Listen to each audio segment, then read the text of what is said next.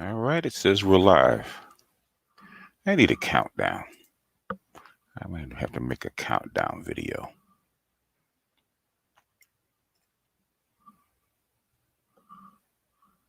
But we shall see. Let's see if it says that we're live. Let's see if we get a check confirmation from YouTube.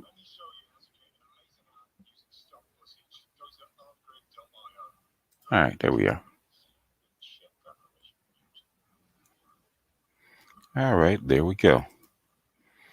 All right, guess we're in the house. Where shall I start? While we look up a couple of charts, let's go ahead and get B. Simone out of the way while we're at it, since she's probably the easiest.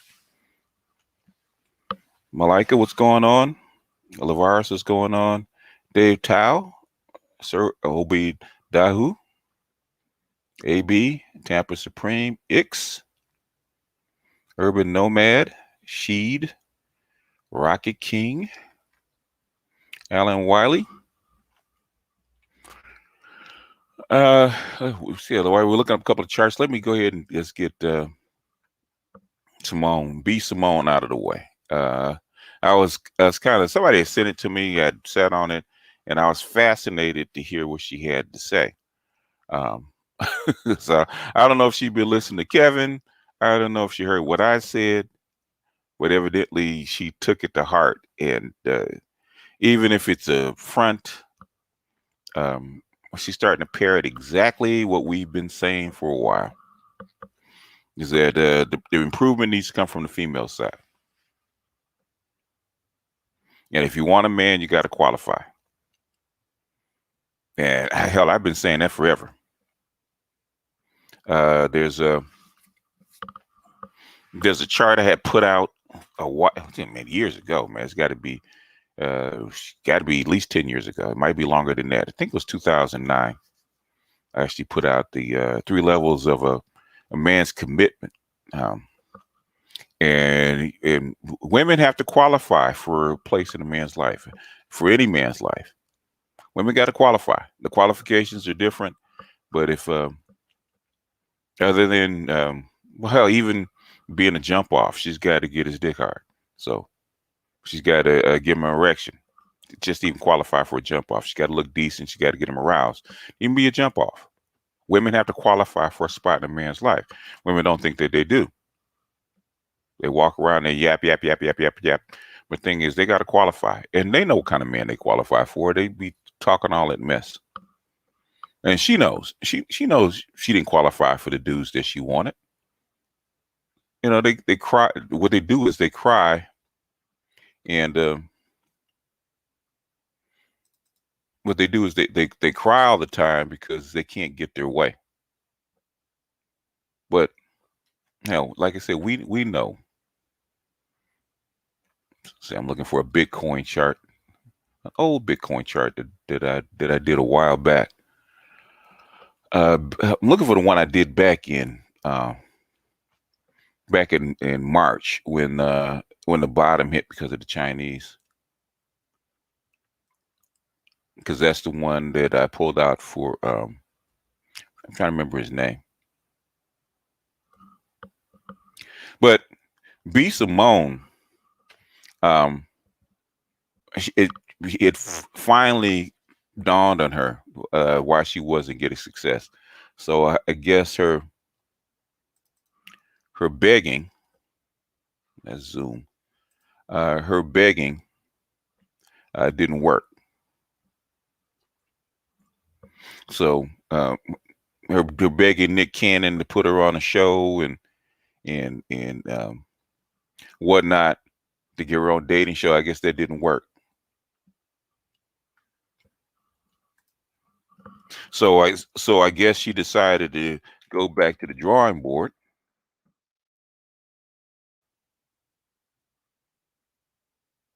and do it again. So that's what you see her with you, that little piece of paper.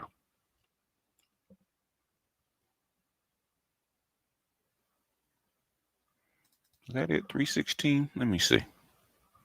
Bop, bop, bop, bop, bop, bop. No, that's 2019.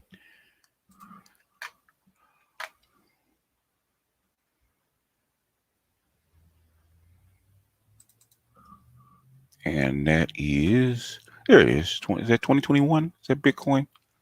Bitcoin versus the dollar. There it is. Okay. That might be it. This might be it. Oh, this is from Bitstamp. Okay.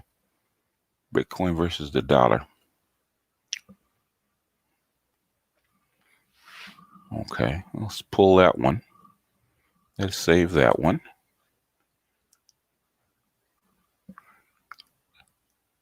And what's the other one? I think that one's old. Oh, there it is. Okay. This is the other one. We'll save that one too. All right. Okay, we'll save those two. All right, we'll talk about Bitcoin next. Just to show you what I'm talking about. Anyway, it would be Simone. When it's funny because she pulled out her not her diary, but her vision book, right, and started writing down notes and stuff like that about what she needed, what kind of woman would be next to the man that she wanted, right? And so, in other words, a list of qualifications. And I've been saying it forever, and Kevin's been saying it forever. And it's funny that now after because of COVID and because of the competition, all these women are starting to wake up that, okay, our rhetoric and us shaming is not going to work because it's still not going to land us the guy that we want. We got to get out there and compete. Got to get out there and compete. So now what you're seeing, which is so funny, you see a lot of women coming out, man. Before you couldn't find any women. Before 2020, you couldn't find no woman, hardly any women coming out and chastising women about coming out and actually competing, actually being better women, right? It was always for the men's side. And the women kept telling us we were full of shit. If men were better, women would be better. In other words, it's our fault that we didn't get better women. Now they got to do it, man. Now they have to take practical advice. And now they're taking this practical advice. Thank God for Kevin that it's becoming popular. They're taking practical advice and they're actually coming to the pool. Okay, they're actually coming with something. They're trying to improve. Now, whether they can improve fast enough or not, that's a different story. Well, they have no choice but see the hard truth. And the funny thing about Kevin's show, it's crossing over into the white arenas, right? I saw Roland Tomasi talking about high value men. So evidently, white women are talking the same talk, because there's only so many, even for guys over $30,000, man. There's a limited pool of guys making over $30,000, and I'm talking about all men. I'm not just talking about black men. I'm talking about all men, and women are going to have to compete for those guys. Okay. If women want a decent life, they have to compete. So it's not just black women competing for not just successful, but just competent and productive men. White women have to compete too. So they're going to have to take the men where they can find them. That's including black men. So like I said, on Kevin's show, I've seen like 3 or 4 white women show up on his show. Okay, calling in. That means they're listening and they're looking, even though they don't always call in because it's basically a black show. They're listening and they're looking. So it's not just black women, and black women are seeing that the competition is getting fierce out there. But the brothers on the low end have to, whether they do or they don't. That's not the point, Greg. That's not the point. It ain't the point. We ain't talking about them right now. Okay. We've been talking about the brothers. We talking about B. Simone. Look at the topic, sir. Say stop being a woman. Stop being a woman. We're talking about black women right now. Okay, stop being a woman and deflecting. Nah, stop being a woman and stop being a woman and deflecting. We're talking about women. Women have to compete. I don't care if it's a low end dude. Okay. I don't care if it's, because I was getting my burrito, man. There's a place where I get my burrito, and right next to it, and there's a closed off alley where there was like a little homeless encampment. Okay. There's a woman with her dude. They were homeless. Okay. They were living in a homeless encampment. Black women have to compete. Women have to compete for a homeless dude. They do. We'll get to crypto. We'll get to crypto. And you know what? When it comes up, we start talking about socialism and crypto and Bitcoin. I'm going to see how much you guys know. I hear a lot of people talking smack about, when I put the stuff up, talking smack about crypto and currencies, and I'm going to say 95% about people that come and talk about smack and cryptos don't know what a goddamn thing about what they're talking about. Oh, balance is not the word, man. Yeah, the homeless, man. Yeah, women have to compete for homeless dudes because if you're a woman on the street, guess what you need? If you're a woman on the street and you can't get in 4 walls around you, guess what you need? You need a man for protection.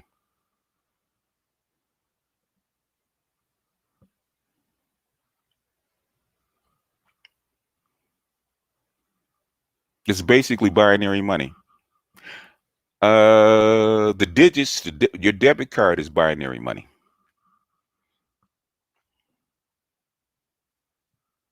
Two chicken wings, you ain't shit, Art. Well,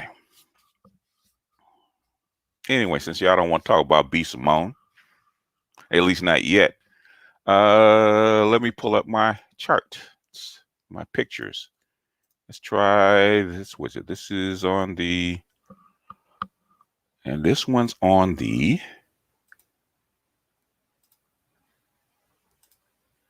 do believe this one is, this is Bitstamp. It's 4 hour chart. And what date is this? 20, oh, this is February. Okay, uh, this is where Bitcoin started to break down. Now I looked at some other charts and they don't quite show they don't show this. So whatever charts that they have out now, they've changed. But this is stuff that I recorded. Okay. Now these Fibonacci levels go. I've had these Fibonacci levels for 2 years. In fact, I might pull a couple up to show you how far back they go. But this blue down here is the bottom Fibonacci level. And this is a 4 hour Bitstamp. Okay, and this particular one broke below 3,000. Okay, now Bitstamp is just another trading vehicle. It's not the official one. But notice the date. Notice the date. This is in January. When the double bottom started. This is January. This is when China broke down. When started to lock down. This is when the Wuhan virus really started to impact, and the Chinese closed their government.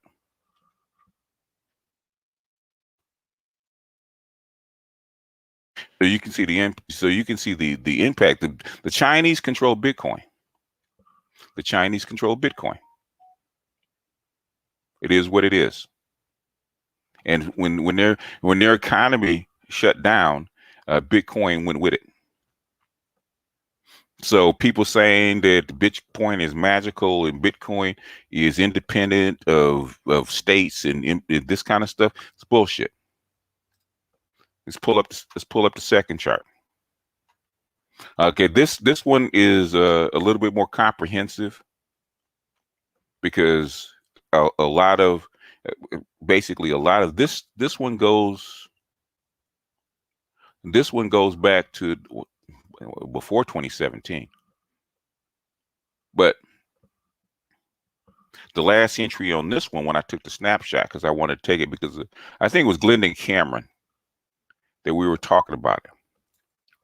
And this is the trading vehicle. This is this is Bitcoin versus the dollar. And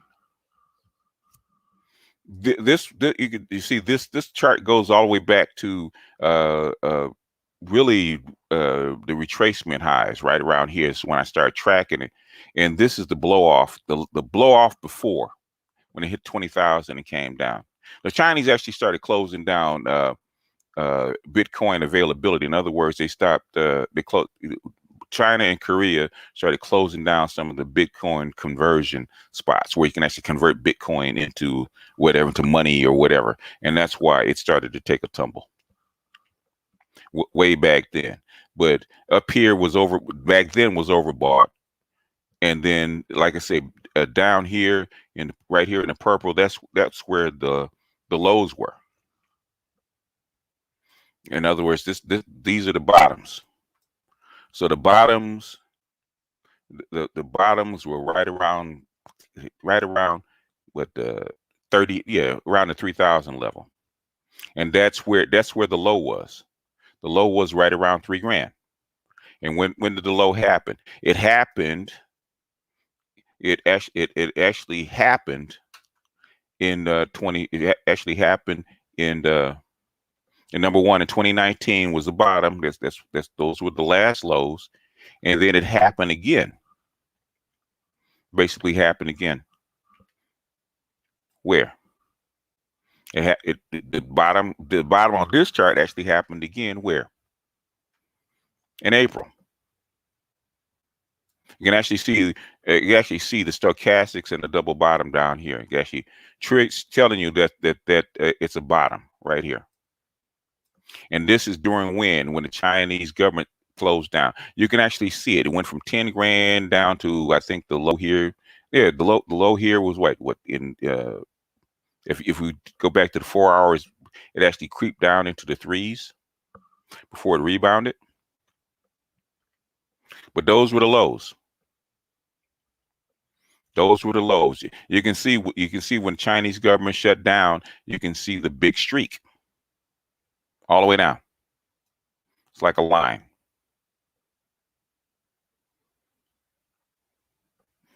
When the Chinese government couldn't open back up, we had a big streak all the way down. And basically it didn't start to recover until they actually did what? Open back up. Bitcoin is a currency, just like any other currency. There is no difference. Bitcoin responds like a currency. There is no difference. You can. That's how come that's how come I could. All the lines that I have, even today, are still Fibonacci. Still same Fibonacci lines I drew a couple years ago. I haven't changed them. And you can see how they respond to the Fibonacci lines. You can see it, how they go up and down, and they respond how they break down according to Fibonacci. It's a currency. It's not magic. So what was going on right now as far as Bitcoin, it basically is, especially Bitcoin versus the dollar, is just like anything else versus the dollar. The problem is not Bitcoin. The problem is the dollar. The problem is you just dumped $13 trillion into your economy in debt. And the American economy is still flagging because it's still on partial lockdown. It's still on half speed, so the dollar is going to suffer. So they need to. So the world needs to find another trading vehicle. So Bitcoin happens to be the other trading vehicle. The dollar is actually the king in the world, but it's normally the foremost trading vehicle, right? At least it used to be, right? So evidently not. So the thing is, when you think of a currency, you have to think of a currency in comparison to what? Bitcoin's not magic.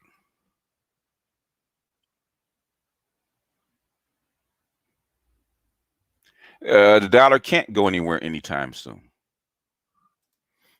You can't change a currency. Is a currency is not just a unit. It's a system. And you have had a dollar system since 1945. You just can't swap it out. Bitcoin is the new king. We don't know Bitcoin's new king. Bitcoin hasn't been around long enough. Bitcoin doesn't have enough weight yet. Just because it's 50 grand doesn't mean anything. Okay, because if you look at it, it really just looking at this. Go back and look at it again. For it to be a viable currency, this is way too volatile. Okay, way too volatile for a viable currency. That's too volatile. You can't have you can't have a standardized currency doing this. Okay, you can't. Okay, let me go ahead to my whatchamacallit. Let's just go to let's go to trade and view and go to the DXY.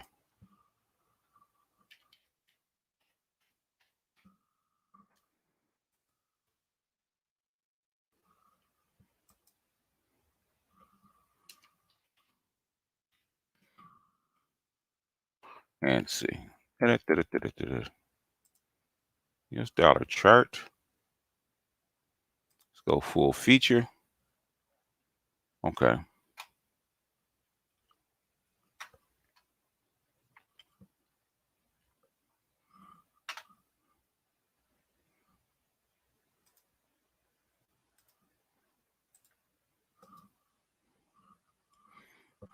Now this is just, let's just change it to daily instead of weekly. Okay, this is the dollar over the last what, 6 years. Okay, the dollar is stable.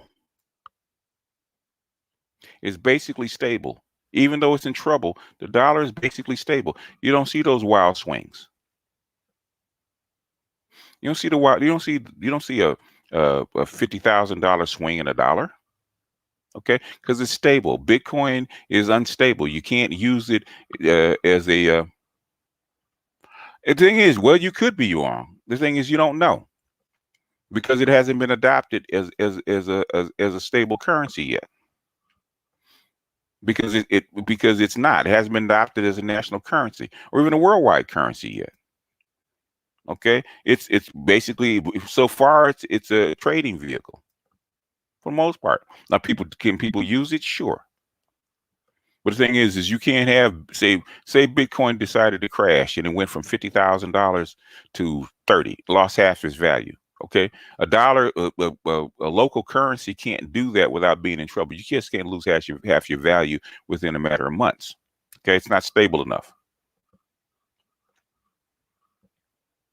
Nah, Bitcoin is more. It's not a millennial generation story. Bitcoin is just responding to the technology. Okay, it's like everything else.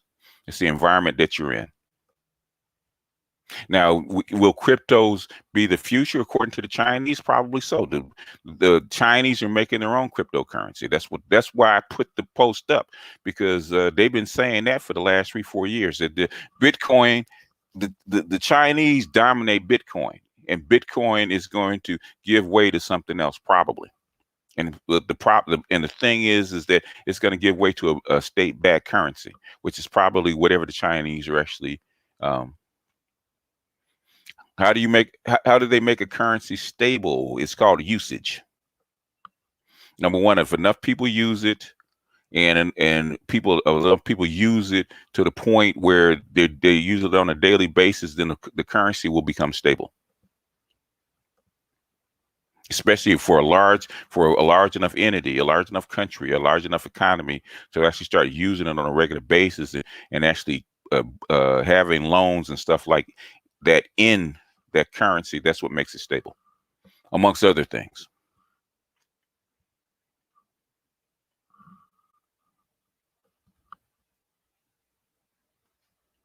But But if you look at the other stable currencies like the euro dollar over the last 5 years, you don't see all that movement. Okay, basically a stable currency. British pound is as much as much problems as the British pound has had in the last, I would say, 5 years since Brexit. Okay, they're basically stable. Have they lost value? Yeah, but you don't see the British pound losing 50% of its value, even as much turmoil as they've been under.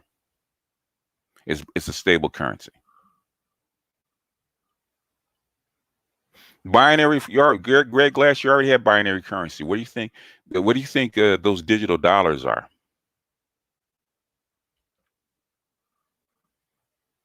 And binary currency is not proven because any program can be hacked. There's already Bitcoin scams that are going around. You don't have dollar scams, okay?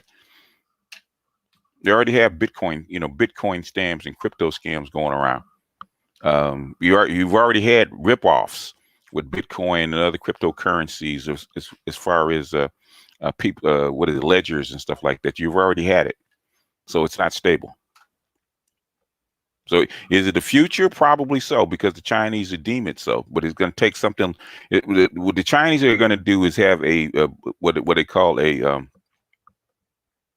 ledger-backed currency, and AI run it to where human hands can't get to it and manipulate it. Right now, cryptos can be manipulated.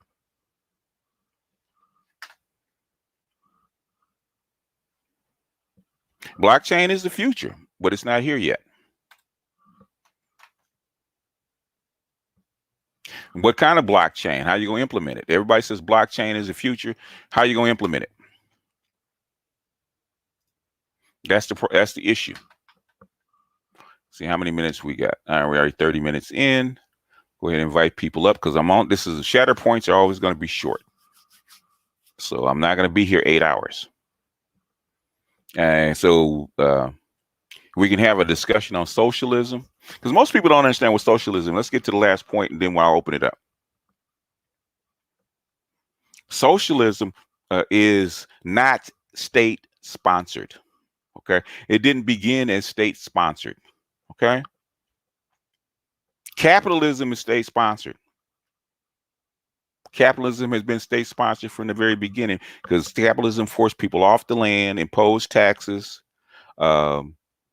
organized people, and forced them into the cities and the factories under the gun.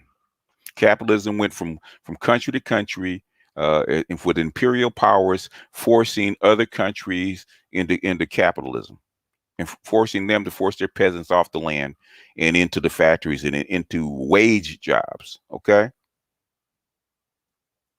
That's capitalism. Capitalism began with importing slaves into the West and forcing them to work under the lash. That's capitalism. Okay. State sponsored. Capitalism isn't what you think it is. So socialism is a peasant run, peasant initiated movement. And it has been from the beginning. Everybody says Marx started social. Marx didn't invent socialism. Marx wasn't even alive when socialism started. When the Luddites and other people were burning down factories and tearing up machines and protesting in the late 18th century, early 19th century, Marx hadn't been born yet. Marx didn't write his first book till 1835. Socialism was already embedded. Socialism is a peasant movement, is a peasant working movement. All a proletariat means is somebody that's got to work for wages. That's all a proletariat is. And basically, if go back, it just finished the Empire of Cotton. It talks about cotton as capitalism, as industrial capitalism with the machines, right? When the machines came in, you got to remember that the peasants were rebelling. The peasants all over Western Europe were tearing up factories and burning down factories and protesting all over Western Europe because capitalism was abusive. Capitalism is an extractive, abusive industry. Capitalism extracts wealth from other people. Okay, all over the world, even now. Okay, what happened? I think it was a protest or a riot in India. I think it was a Nike factory or something like that, or an iPhone factory where they couldn't get their $7 an hour. Right? I said $7 an hour, $7 a day. Can't remember what it was. They couldn't get their money, so they're getting ready to burn down the factory. That's socialism. That's been socialism from the very beginning. Yeah, yes, socialism does work. Other, hey, yeah, you're a trucker. Okay, all those rules of the road that you have to abide by to keep the truckers safe from driving 18, 19, 20 hours.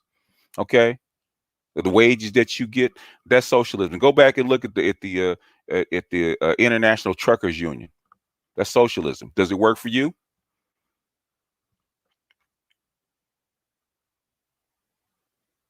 That's socialism, sir. That's a socialist movement. And it wasn't. It was the Luddites were in Great Britain. This happened all over. This happened all over Western Europe. In fact, all over the world. The Enclosure Act, yeah, forcing people. The Enclosure Act was actually used to force the peasants off the land, not only in uh, not only in Great Britain, in the UK, but also in Western Europe, also in India, also in China and Japan. They forced the peasants off to the land, into the cities, and into the factories. In fact, where do you think Dickens where Dickens' stories came from with the orphans. The first thing the factories did was take orphans. They went in. They actually forced orphans to work for free inside those factories. And then it was the women.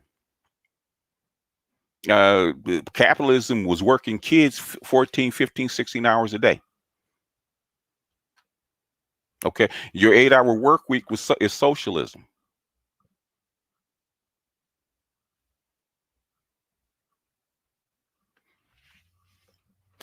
Socialism is a peasant. It's a bottom up peasant movement. Even communism, where did it come from? It was a bottom up movement in Russia. The communists didn't wasn't state sponsored from the top. That was bottom up. The peasants got tired of the royalty and they kicked them out. It's a bottom up movement. In China, it was a bottom up movement. Now, did you have people on the top that took advantage of it? Sure, but it's the peasants throwing off throwing off capitalists. Well, yeah, the original. Nothing stays the same. Okay, capitalism has morphed over the last 500 years that it's been around. The original capitalists were the conquistadors that forced 30 million Aztecs to mine silver and work them to death. Okay, they worked 30 million peasants to death in Mexico, or we call Mexico now. That's capitalism. The East India Company. You don't have to believe me. You go, like I said, if you read Empire of Cotton, it's a long ass book. And he talks about capitalism by force. He calls it war capitalism. Capitalism is by force, not only to other countries, but also the Enclosure Acts. They changed the laws, the property laws. They changed the tax laws to force peasants to actually work for cash crops. In fact, a lot of famine in India is because the state changed the tax laws and first forced peasants, instead of them growing subsistence crops, they had to grow cotton, or they had to grow money making crops and sell it off. And so basically they caused starvation in some areas, which is why you had those protests in India.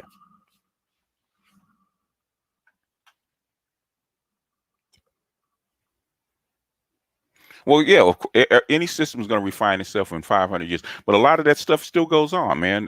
Like the dormitories in China, where they make the women sleep in the dormitories in China next to the factories to work for cheap.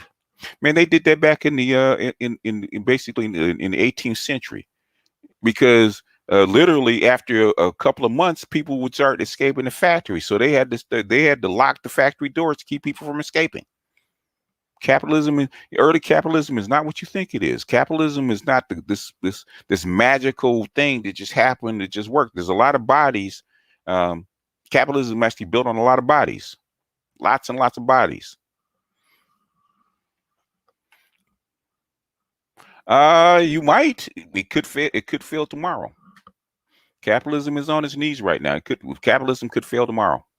I literally fail tomorrow. If you know anything about, if you really know your shit, then you know capitalism could fail tomorrow. You know how big a problem capitalism is in. Why you think that the banks are at zero as far as interest rates? Zero or near zero. They're trying to save capitalism.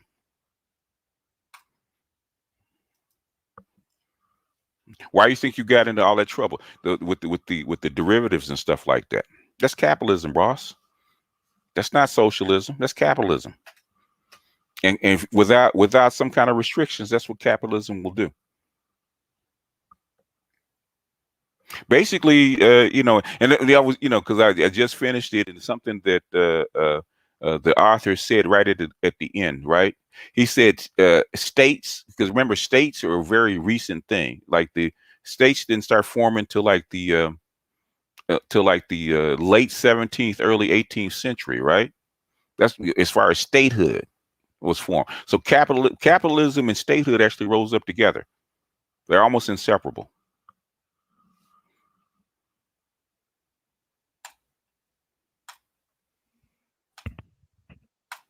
But all you Bitcoin heads and all you capitalism heads and all you folks that have arguments in the comment section and stuff like that, they really know your shit. Get up here and show your shit. I'm ready. I'm so ready, dude. I brought both of my gloves and I left them at home. Okay. Right. Yeah, you broke your gloves and left them at home. Okay. BGS, I want all the smoke with the capitalists tonight. I want all the smoke. I'm ready. I'm so ready. You don't even know. Socialism. So you already have socialism partially controlling your government. Basically, socialism is a compromise between the peasants and the capitalists. The peasants, the capitalists, and the state. It was a compromise. Engels that brought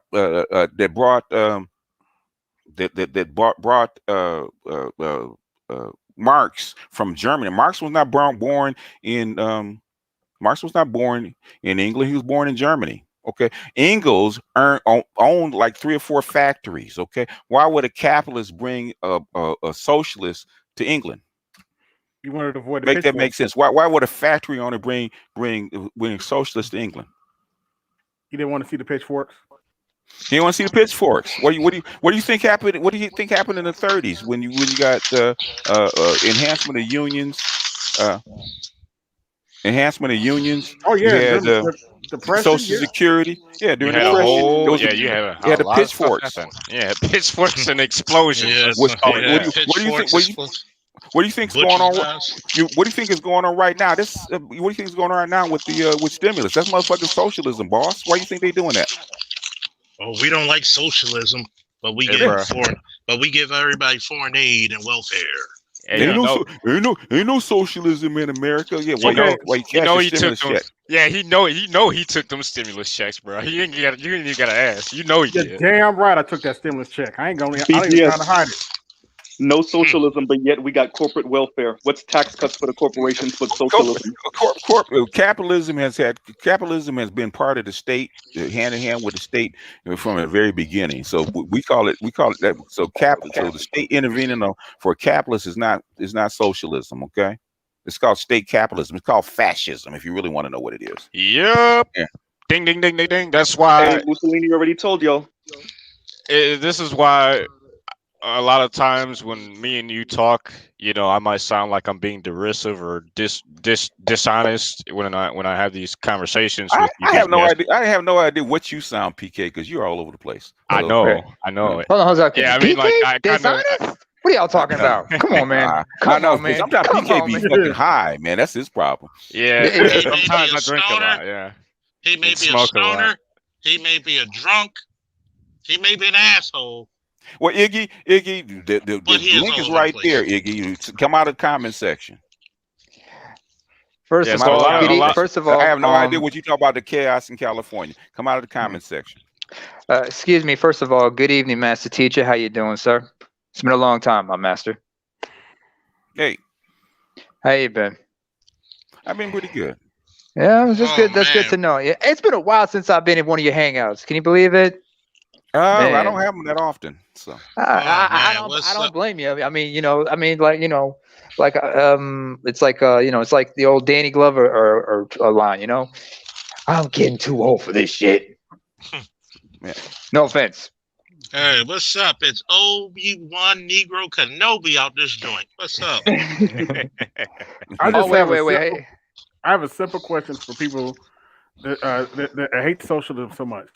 If you're going to try to if you hate socialism so much, try to get rid of Social Security. Good luck on that one. Well, the thing is, okay, you got to remember. You got to remember that basically with socialism, the United Workers that came together and cut the work day down from like 16, 17 hours to 8. Yep. So unless you like working 16 hours, we having a 40. Basically, was it used to be 70, 75-hour work week in factories? Just work you to death. Oh, wait a minute. I'm gonna be honest. Just a thought, real quick. If you don't like socialism, then don't call 911. Ooh. I'll give you another example. That's true. I'll give you another example, and this is up my alley. But then again, BGS is a generation would understand this. If you don't like socialism, get rid of the fucking draft. I'm here for the smoke tonight. James Speed. Go back and look and why they actually implemented it. The socialists were actually pushing for those programs well before they implemented under Bismarck. Bismarck wanted to beat the socialists to the punch. Go back and read it. Go back and read what he did. So I'm here for BGS, the smoke I don't think tonight. you should. I like hold on, Bismarck neighbor. ones. Hold on, sorry. neighbor. Sorry. I'm here for the smoke. Okay, so I'll be your huckleberry for the night, just for the night.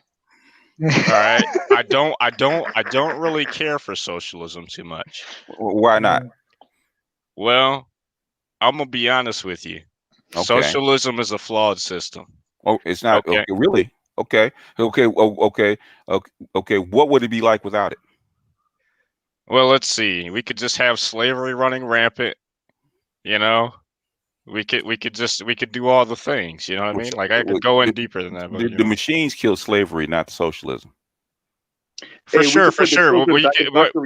But let's just explore this for a second. What if we destroyed all the machines? All right. And then we just re-enslaved half the population. Half the population was never enslaved. But let's just do half though. Okay, so what are you going to do when they revolt? How do you going to contain them all? Infinity Gauntlet. How you going to make them all? Exactly. See, Charles is getting.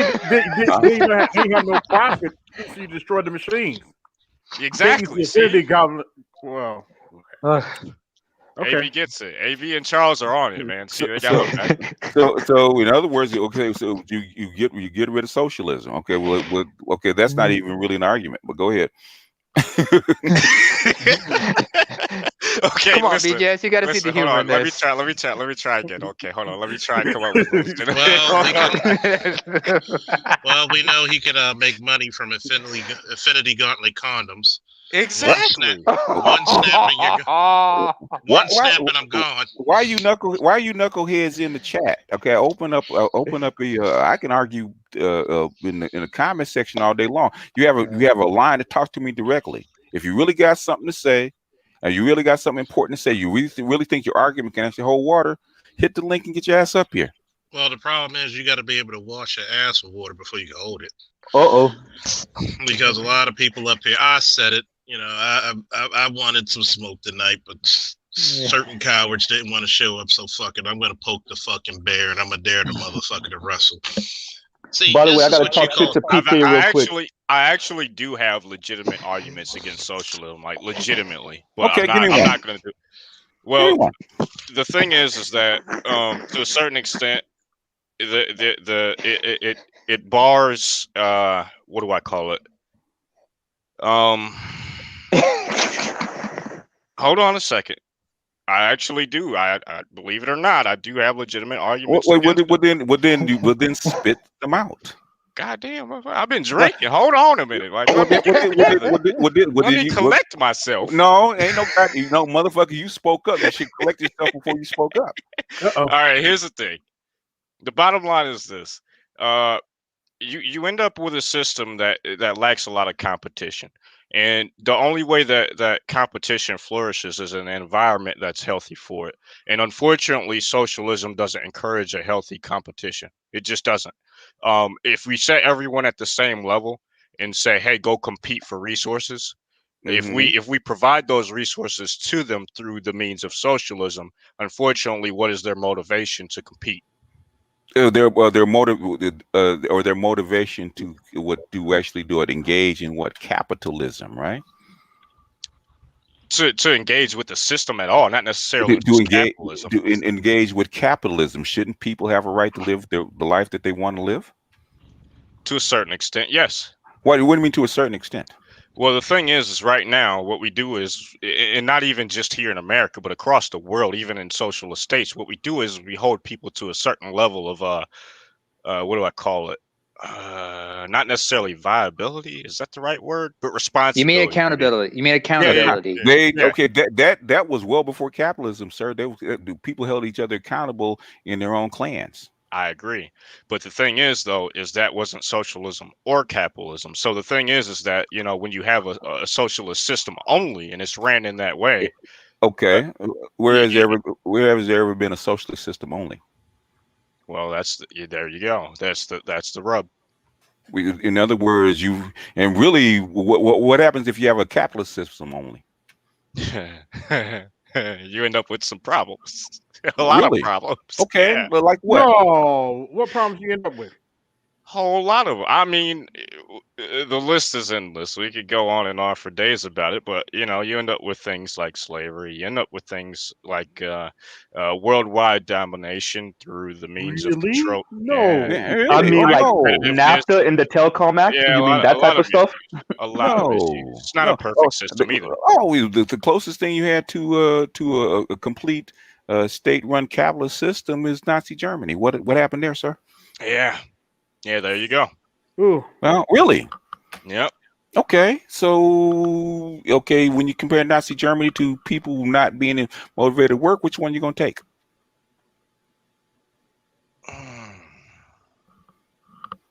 Dun, dun, dun, dun, dun, dun, dun, dun, Well, I'll say this. Is there a third option, or is it only one or the You do have a third option. It's called a mixed economy. Socialism was actually is a peasant-run movement to balance out the negative effects of industrial capitalism. That's what it rose from.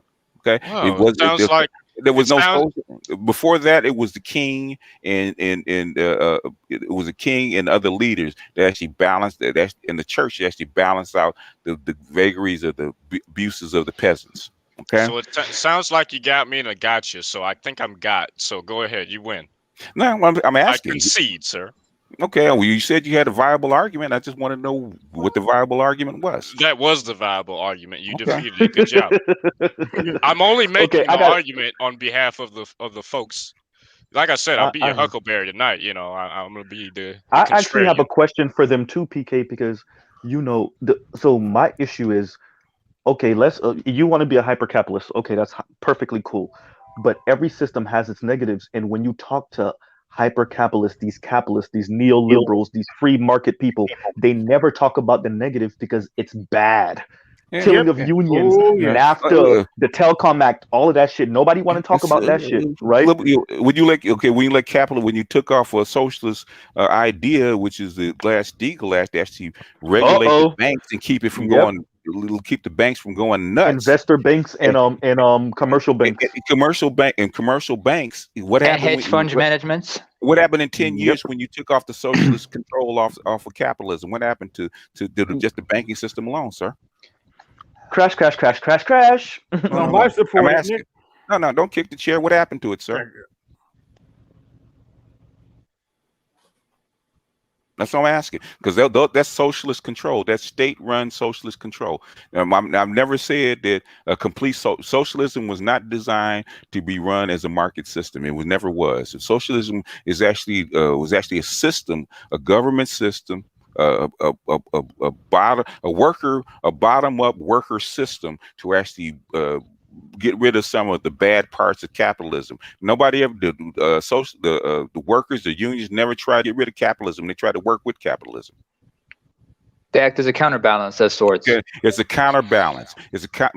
In fact, capitalists. That's like you don't see capitalists trying to get rid of Social Security, unemployment, all the other stuff that goes along that parts of socialism. Why? Because they know what'll happen if you get rid of it. Well, the bottom line that a lot of people don't understand about socialism is the fact that it doesn't exist on its own. It can't. Oh my God, is that Cerulean? That's Cerulean. Hello, hey, big brother, what's up? Well, greetings. It's me, Neymar. How you been, brother? It's been a long time. Indeed, well. Hey. But, the thing is that corporations have no interest in getting rid of any socialist programs because they're the greatest beneficiary of socialist programs, i.e. lower taxes, which is supposed to create incentives to create more jobs. Not only that, but the fact that whenever they fail, they can just run to Big Daddy government to get a massive bailout, and no one actually pays the cost but you, the end user, the consumer, the person who pays taxes. In other words, it would be capitalism. It's socialism for the rich and capitalism for everybody else. No, it's not. It's not. It's called something completely different at that point. Oh, my mistake. My mistake. Well, capitalism has already ran it to ground. The firmer adherents of capitalism, if you notice, they never talk about capitalism's failures. That's what I just said. Go ahead. Go into that. Let's take, for instance, going all the way back to the late 16th century. What you have is the era of monarchs. And the monarchs fill their courts with what is the merchant class. And the system that is ran economically is called mercantilism. And the merchants, they're all a part of the king's court. They're the ones who really control the government and the monarch as a Machiavellian puppet. And the court is in the king himself or the monarch themselves, they just operate as a go-between for the people and the merchants who produce the things that the merchants sell. I.e., we go to the period of the Luddites. Why do the Luddites smash the machinery? Well, because there is no such thing as a union at this point in time. The government, which they pay taxes to, does not protect their interest. They have families to feed. They're starving. They're being told, instead of fighting back the corporate system that is basically enslaving them by another name, that they should just eat cake. But Cerulean, I have a question, and it's a genuine question. All right, hear me out. What about my butter biscuits, though? All right. Okay. There are no butter biscuits under pure capitalism. Well, see, a butter biscuit was an incentive for a slave. Now, in early America, the slave is the actual proletariat, the producer. See, the thing that has confused a lot of people is that you've been told that the market decides, and the firm adherents of capitalism tell you that the market will fix itself if you just leave it to the market. Well, that's not true. I mean, whenever you look at the free banking era, that was inherently not true. A collapse that was so tremendous that it required new legislation to centralize banking. And that was called the Federal Reserve Act of 1913. True.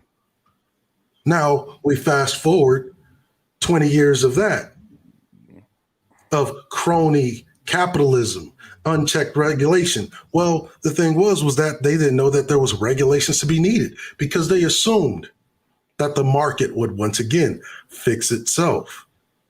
And the economy ran aground in what was known as the Great Depression. What rescued America out of the Great Depression? Well, it was socialism under a program called the New Deal, imposed by Franklin Delano Roosevelt. The Great Society.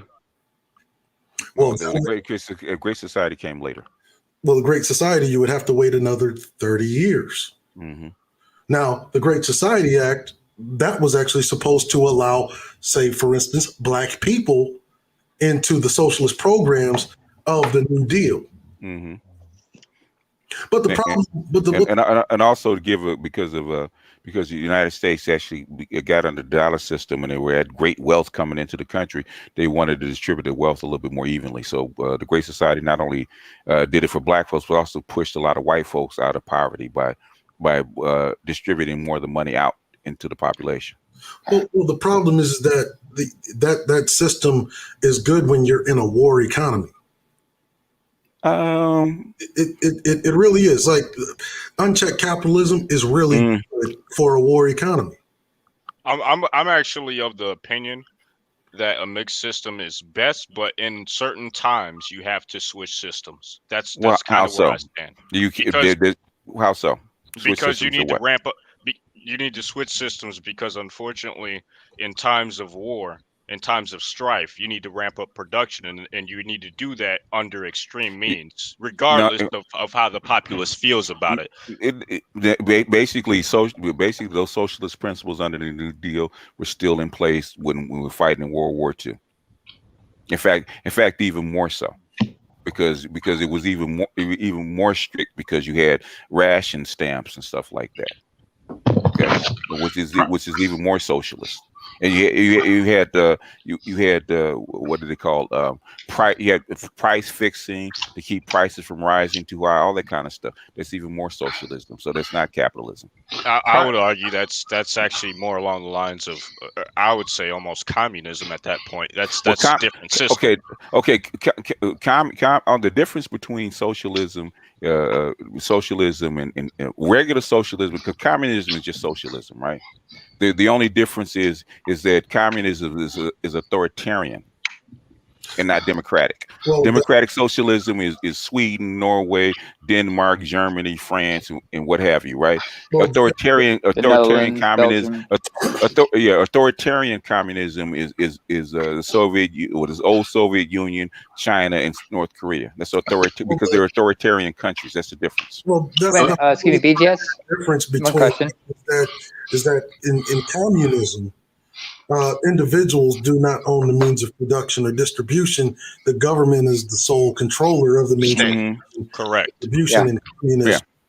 The government in America does not own any means of production nor distribution. That's not true, but yeah.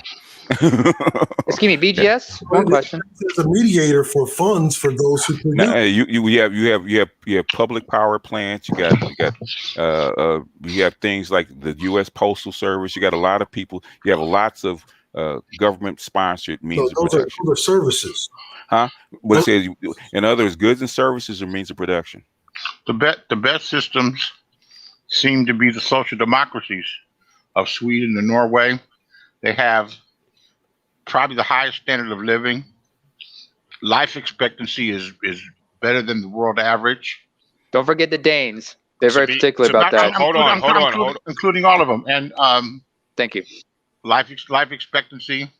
The problem is that they're highly taxed, but the people don't seem to mind because it's a homogeneous society, correct. Yeah, but there are multiple issues with that. So even though China is still considered a communist country, what's supposed to be, right? Okay. They still have a lot of individual non-state run government industries. Or the influence, yes, but here in the United States, don't think that Google, Facebook, and all these and Tesla are not state influence. Okay, they are. Okay, so excuse me, Beasley. In terms of that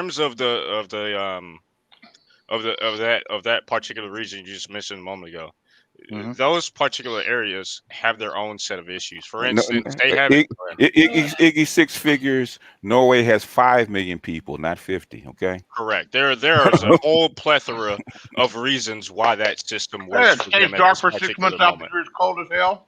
say what? Yeah. Up in the north, it is up in the north. But excuse me, Beasley. There's one aspect you also have to mention. I'm just saying overall.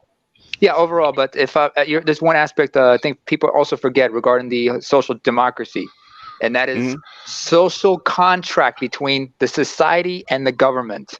So the government does pay. So yeah, it's how it's implemented and how it works. I'm here. He lives in Norway.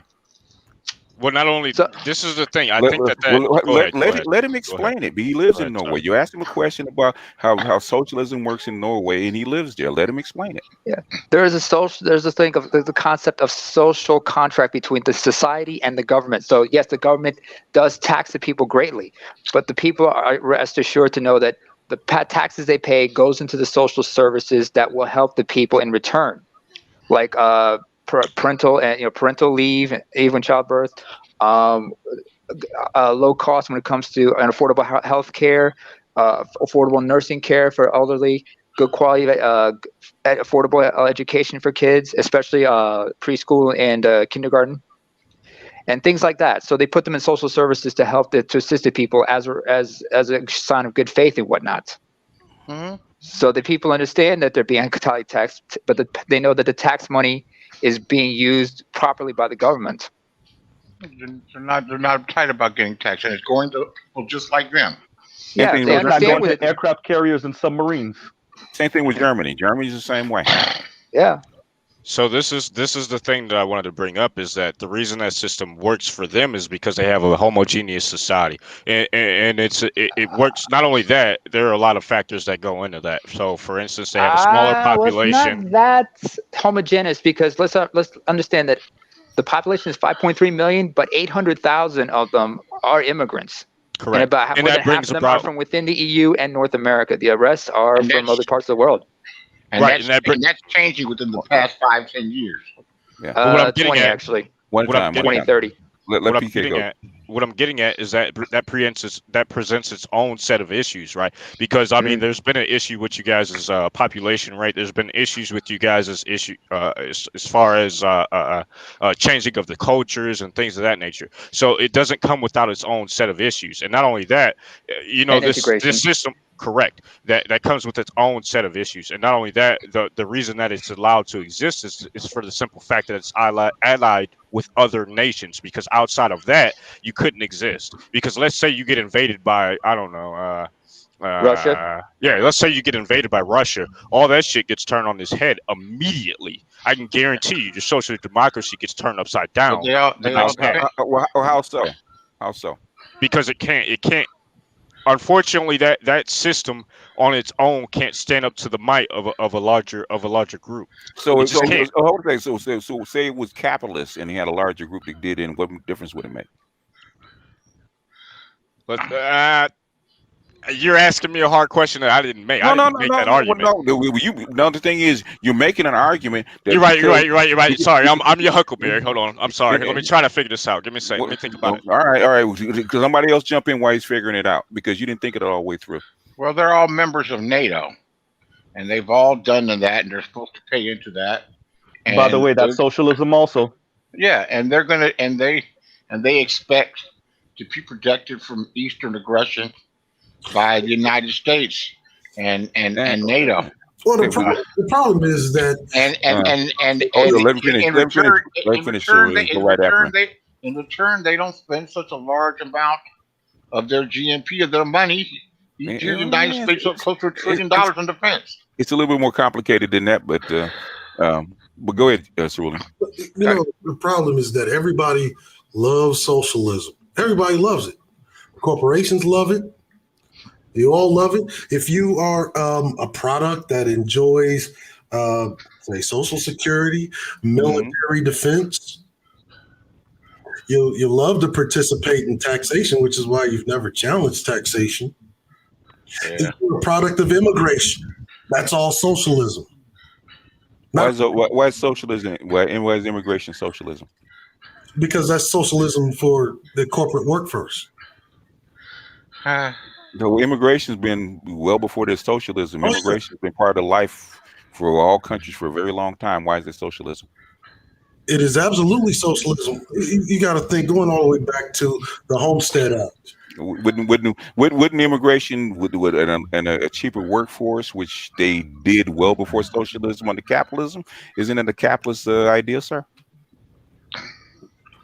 It's also a socialist idea. Why is it a socialist idea? Well, how do you maintain cheap labor?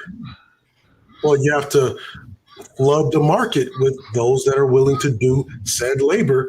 Yeah, that's capitalism.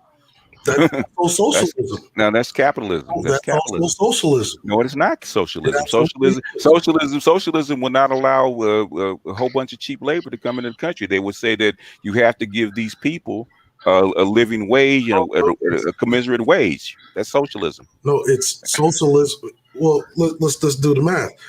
When the Homestead Act took place, right? Mm-hmm. Did they not get all of the resources that they need to maintain a good life? Yeah, that's socialism. I'm talking about immigration now for cheap labor.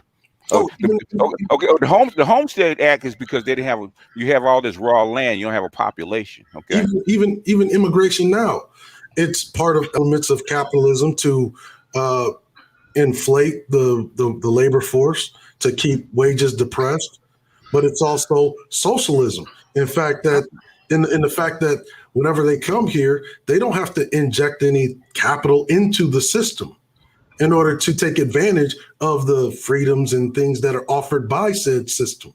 Mm-hmm. That's socialism. Basically, anytime you're importing a cheaper worker from someplace else, whether you exporting the jobs or importing cheap ass labor, immigrant labor, that's capitalism. That's mercantilism. That's mercantile capitalism, trying to extract the least amount of the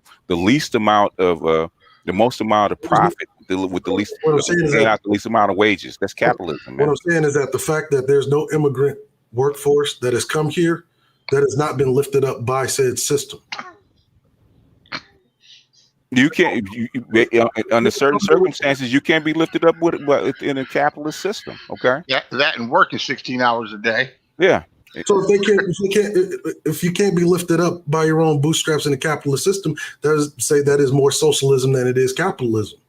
It's capitalism in that, yes, you're inflating the workforce, but they're not contributing anything to said workforce to take advantage of the benefits that are allotted to them. Take, for instance, the Indochina Refugee Aid and Assistance Relocation Package of 1942. Okay. $300 million allotted to the Asian community. Okay. We could talk about the Somalian Refugee Aid and Assistance Package of 1994. I agreed. When you do some of these programs. Yeah, the thing is, but they weren't brought in as cheap ass immigrant workers. Okay, that's a different program. Okay, when you have Mexican people or Central American people crossing over that are peasants for cheaper labor, that is capitalism. That's been capitalism for a long time, well before socialism was ever a thought. Yeah. The Latino Leadership Initiative of 2016. Mm-hmm. That's a socialist. That's socialism. Okay, but the thing is, we talk about cheap immigrant workers, cheap undocumented immigrant workers. That is capitalism. That's the same thing that goes. The same thing about exporting, making Nikes. It's the same thing that is making Nikes in Vietnam. That recent Biden executive order that's in 8 years going to make any illegal immigrant legal. That's socialism. Okay, well that is socialism. Okay, but the thing is, when you make the immigrant legal, guess what you have to do? You have to pay him minimum wage. I got my argument ready. Once you get they have to pay him minimum wage. Now that is socialism. You have to pay a minimum wage. You have to give him worker rights. You have to give him the same rights as the system. Yes, you do. If he's legal, yes, you do. No, you don't. Yes, you do. After about 13 years, yeah. Yeah. Of course you do. You If have he's to a pay legal, minimum. if he's a legal worker, if you're a legal worker, you got to pay a minimum wage. if he's working under the table and he agrees to it, it's whatever. No, But if the reason I'm saying you don't is because that was never done for Black America. You don't. What the thing is, a Black American now, if you're a citizen and you go apply for a job, they have to pay you minimum wage, man. They can't pay you under minimum wage. So if you bring in if you sign an executive order making all I think he said it was 100, which I thought was bizarre. He said 100 million immigrants. I didn't think it was that high. Okay. No, it's If supposed you to be sign 11 million. if you sign it and you make them legal, you have to pay them a minimum wage. You can't, by law, you can't pay them, $2 an hour. You can't pay them Fuck $2 it, an hour. enslave them. No, Shit, I wish I could. 100 million immigrants. That was a target mark. That wasn't what's here. That was Okay. It's really closer to like 82 million immigrants America actually had. That's goddamn close to 100 million people, man. I didn't think there was that many immigrants in the country. Yeah, the largest immigrant population. That's not much better. I thought it was more like 30 or 40 with 82. Come on, man. That's very close to 100 million people. There's about 40. Half of those are from Latin America alone, and then the other 42 or so are from areas all over, from different countries. But they're still what? Are they legal immigrants? There was something like nearly 30 million or so that were not legal. Even for gig work. Go down to your local Home Depot, at least anywhere in California, and they negotiate a hard deal with you. You're not getting something for nothing. You're not getting like I'm paying these Mexicans some jump change. They want top dollar or they won't take the job. Let me know when you're ready to get back at me so I can make this bullshit ass argument. What I'm saying is the reason you have illegal immigrants. Hey PK, can you roll me a joint or something? The reason you have illegal immigrants in the first place is so you don't have to pay them what? The legal wage. I have a whole That's new capitalism. outlook. I have a whole new outlook on Bitcoin. Iggy, if you don't be quiet, Iggy, I'm gonna ban you, man. I'm getting tired of you. Iggy's in the chat talking, making jokes. Yeah, it's just stupid shit, man. That might be me. That might be me. My nose is stuck up. Yeah, it might be one of you guys you trained. Okay. You ready? You ready for this bullshit ass argument? You ready for this? Here we go with this shit. This is a good one. All right. Don't knock it down because this is the linchpin of my argument. Okay. Okay. In the event, right? Because what we were talking about is one of these Scandinavian countries getting invaded, right? In the event that they get invaded by Russia, right? And they have a population of 5 million people, wouldn't you switch your system over to something that's more authoritarian to incite people to act because you have to, and you want to get as many people in fighting force as possible as you can in as short amount of time as you can, and you need to compel them to do so under I got this. Under whatever system. Hold on a second. PK, hold on a second. Like bourgeoisie, if you want to get some smoke, get your ass up here. I'll pull everybody down, and when you can give me all the smoke you got, all right? Oh shit. Anyway, don't kick the chair. I got this. This. Let me tackle PK's answer. Let me answer PK. Come on, PK, bring it to me. All right. So in the event, give it to me, Daddy. Right. That you're under attack by Russia, right? Yeah. You have a population of 5.3 million. Right, you need to galvanize as many people to fight back as you possibly can to basically buy you time to hopefully get other motherfucking nations in that bitch so you don't get your shit pushed in, right? So what you would like to, it's okay. I got this. I got this. Let him finish though. I know. I want him to finish, but everybody just keeps interrupting him. That's the thing. Ain't nobody interrupting him except you. Be quiet. Oh, my bad. So when you're in the process of getting your shit pushed in, right? You're gonna want as many people in fighting force as possible. So you're gonna try to do whatever you have to do to get those people in the fighting force, whether that's a democracy, whether that takes on the form of a communist system, whatever system is necessary to get the job done, to get as many people ready to defend your nation as possible. Go ahead. It won't be a democratic social system, because the issue is with that is that it relies on the fact of democracy, and you can't have that necessarily defend yourself, because obviously if everyone has an equal and fair vote in that system, let me ask you this. some people are going to try to get the fuck out. Some people are going to try to buy their way out. We're going to give Naima the first shot at it before we jump in, because you're in my wheelhouse. You're in my backyard, basically. Yeah. Let me beat you. Let me pull out the linchpin and watch this grenade explode. One, you left out one aspect of these nations in Europe, and this is something you have in many countries in Western Europe. One, they have the draft. Everyone is enlisted in national service for at least a year to 2 years each. So everybody is in fighting force shape. So after they're out of it, they're either reservists or many become career soldiers. But here's the thing. I know some people who PK, let him finish. And they are already prepared for shit like that. If Russia tries to invade, first of all, Russia, the only way they're going to invade Norway is from the north. You know, it's between Russia and Norway for the most part. Cold water. No, Finland and Sweden. White people that smell like cheese. Finland and Sweden right there. So if they want to invade, and plus Finland was once invaded by Russia just before, like in the midst of World War II. Took 45 minutes.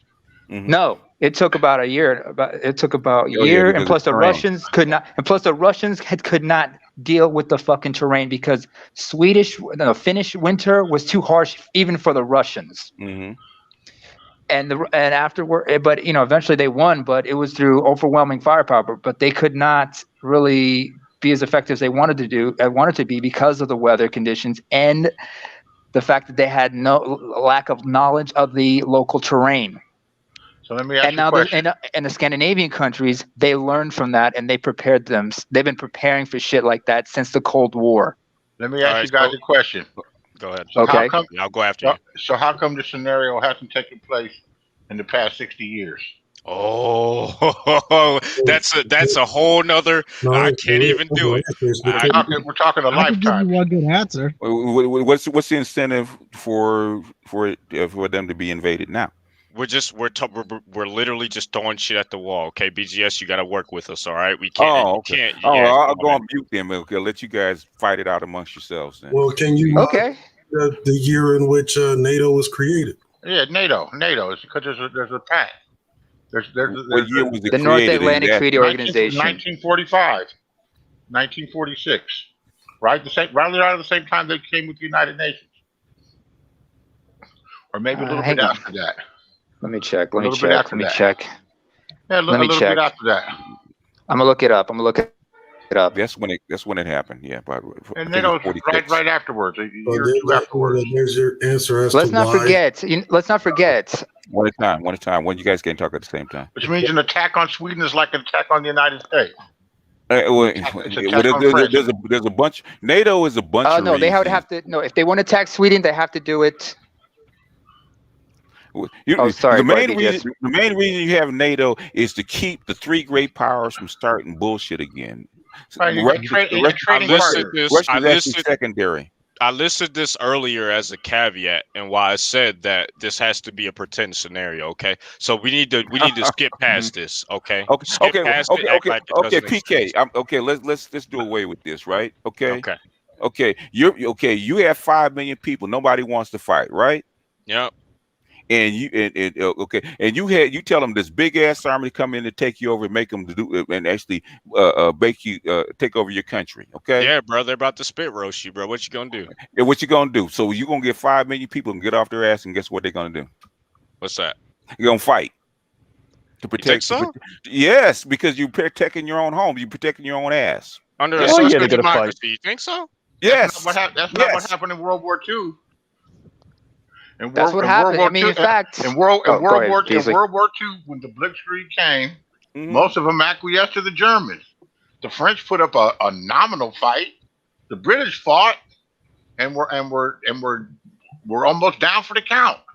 Well, there was I thought, and this is just me. I could be misremembering here, but I could have swore that like a good portion of those Scandinavian countries just fucking folded like bitches. I could be wrong. No. They fought back. In fact, even Sweden remained neutral. That's why they were never invaded. First of all. Secondly, Finland was dealing with Russia, but a lot of Swedes decided to leave Finland and started to enter Finland to help the Finns fight. You have, in fact, in Finland, you have ethnic Swedes there. Secondly, Norway fought back valiantly, but they were eventually taken over.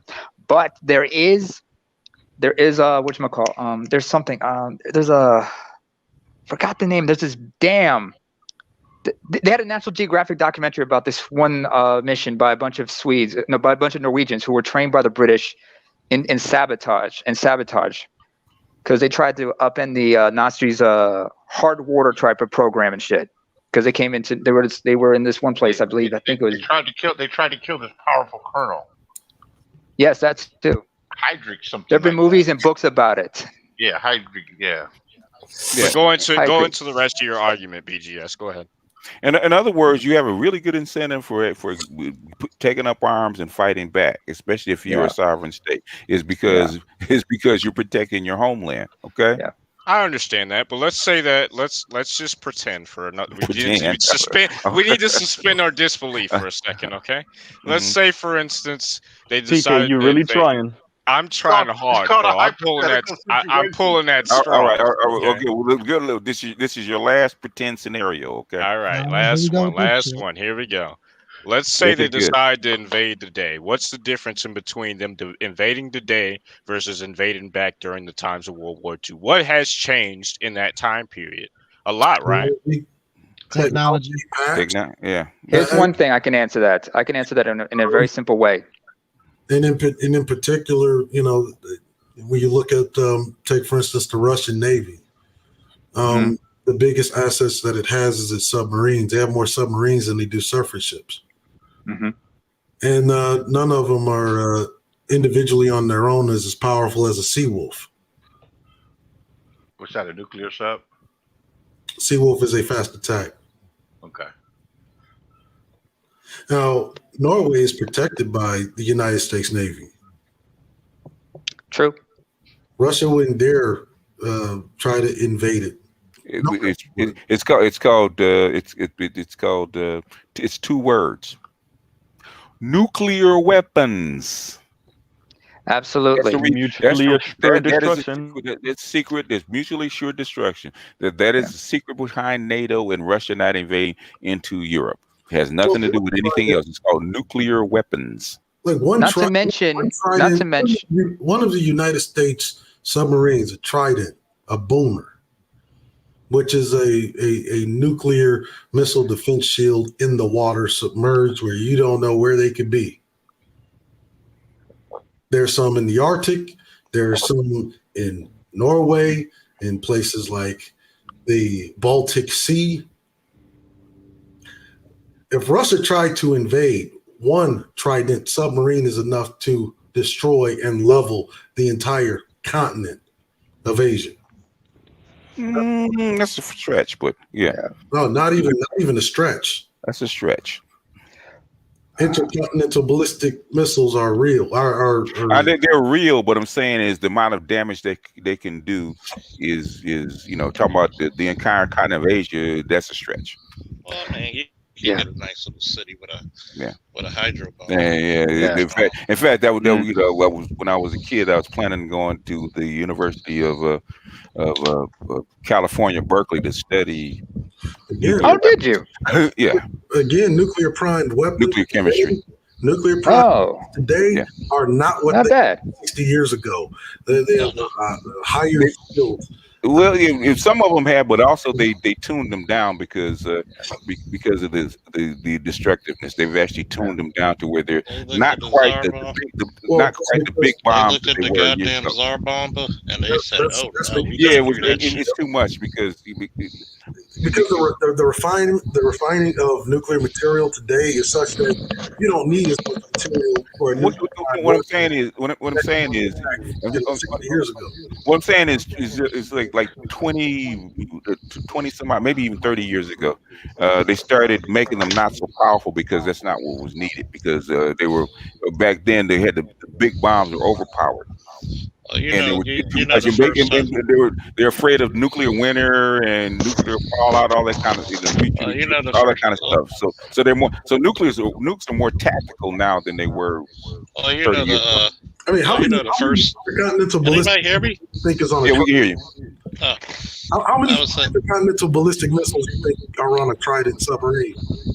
On a Trident, I haven't looked at it in a long time, but the last time I looked was like maybe I said between 12 and 20. Nah. But those aren't the big boys. The big boys are in the silos. In fact, what is it? The biggest nuclear submarine, that the one they parked off the coast of Syria a while back, is the biggest nuclear, carries the most nuclear bombs. I think it was 24. Yeah, it was super fucked. That was 24. That is the Russian ship that carries 24 nukes. Name the biggest cities across Russia. So what? Name the biggest cities across Russia. Petersburg, Moscow. The biggest cities across Russia. Okay. In other words, it's called language. Okay. The biggest city, the hitting cities, and destroying the whole continent are two different things. Well, the entire command structure of Russia could be disabled by one Trident sub. Well, yeah, we're talking about the cities, yeah, but we're not. But the thing is that, but that wasn't your statement. You're talking about all of Asia. Yeah, I you're talking about wiping out the biggest continent on the planet. What I mean is the command structure that keeps it in other words, the deterrent that the biggest deterrent NATO has is nuclear weapons. Okay, they taught me that in the Air Force ROTC back in 1977.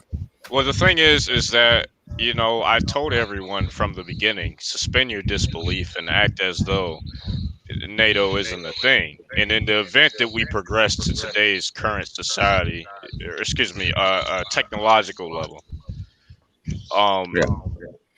yeah, but outside of those barriers, unfortunately, hey, PK. Yeah. That was remember I said that was your last pretend? You're right. Okay. But you got to look at it. Which is this is not supposed to be a military subject anyway. Well, socialism, Bitcoin, and Simone. We got way off into the weeds about so NATO. BGS drift, huh? On steroids. Okay. I'm just gonna say this: when they saw that goddamn Tsar bomb, and they were like, "Yeah, well, you gotta cut this shit out. We're not supposed to have a mushroom cloud that's taller than Mount Everest." Yeah. They why they haven't been used since World War II is because even America is scared of them. Well, they should be. The whole part about nuclear winter and nuclear fallout and all that kind of stuff was real, and that and basically it's like like I said, when it comes to the extinction of the whole race of the human race, what kind of risk are you willing to take? What percentage risk are you willing to take? And the answer is 0. Nobody's willing to take that risk. I'm looking at Bitcoin a lot different than I have looked at it, which means I haven't been looking at it. Yeah. And people ask me about it all the time, and I don't know that much. I just know that it wasn't designed to be a trading instrument. It's designed to be a way to buy things digitally without using currency. The original blockchain is designed for email, to send secure emails. That was the original blockchain algorithm was designed to do that. It was not designed to trade currencies. They adapted it to make it a currency. It was adapted. Right. Okay. And basically that's what's driving the price of your oil up, which is Bitcoin.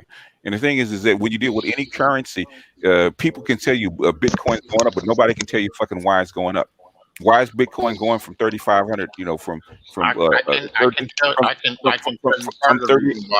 from $3,800 all the way up to 55, $3,800 all the way up to 55,000. There's got to be a reason, and nobody can tell me why it's going up. I can tell you part of the reason why. Why? You have people like Elon Musk through Tesla have purchased $1.5 billion in Bitcoin, and is also going to allow for Bitcoin to be used to buy the products that Tesla sells.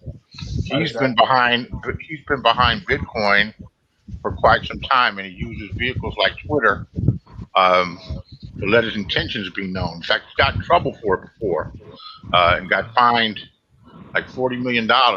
Yeah. Because he's playing with trading by putting information out there like that. Yeah, and but he wasn't responsible from Bitcoin going from 3,800 when I saw it, all the way up to a freaking 40,000. Okay, he came in after that. I'm gonna make a final statement and head he was out. Probably in, but not as strong as he's in now. But well, you're gonna have to wait, PK, because other people. A company like that with that type of cash to make a public commitment like that, Bitcoin's not going anywhere anytime soon. As far as an investment vehicle, I tell someone like I told him yesterday, just go down. You want to gamble? Just go play with the slot machines. Go to Vegas and play with the slot machines. I mean, it's a volatile trading instrument, okay. And there's obviously the reason it went down in the first place because it went down from the chart I was looking at went down from like 10 grand all the way down to 3,800, and that's what that's where I saw it at the bottom. In fact, I was arguing with I forget his name, because he was saying it was supposed to go down lower. I said no, hit the bottom. The only reason it's down that low is because China closed down its economy, and they know it's going to open back up. I said as soon as China opens back up its economy, it's actually going to explode. At least I thought it would go back to maybe 10 or 15. I had no idea it was going to go to 40. If I had known it was going to go to 40 or 50, I'd be on it. I'd have caught it at 3,800. Okay.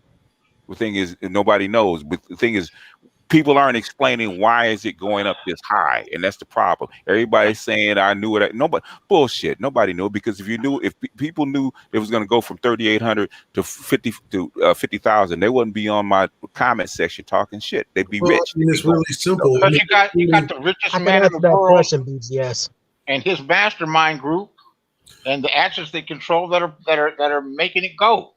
I mean, if 40-something% of the Bitcoins that are available are in Chinese hands, and then America goes through a Cold War, rather a trade war, and then to restrict that, the demand for said Bitcoin goes up.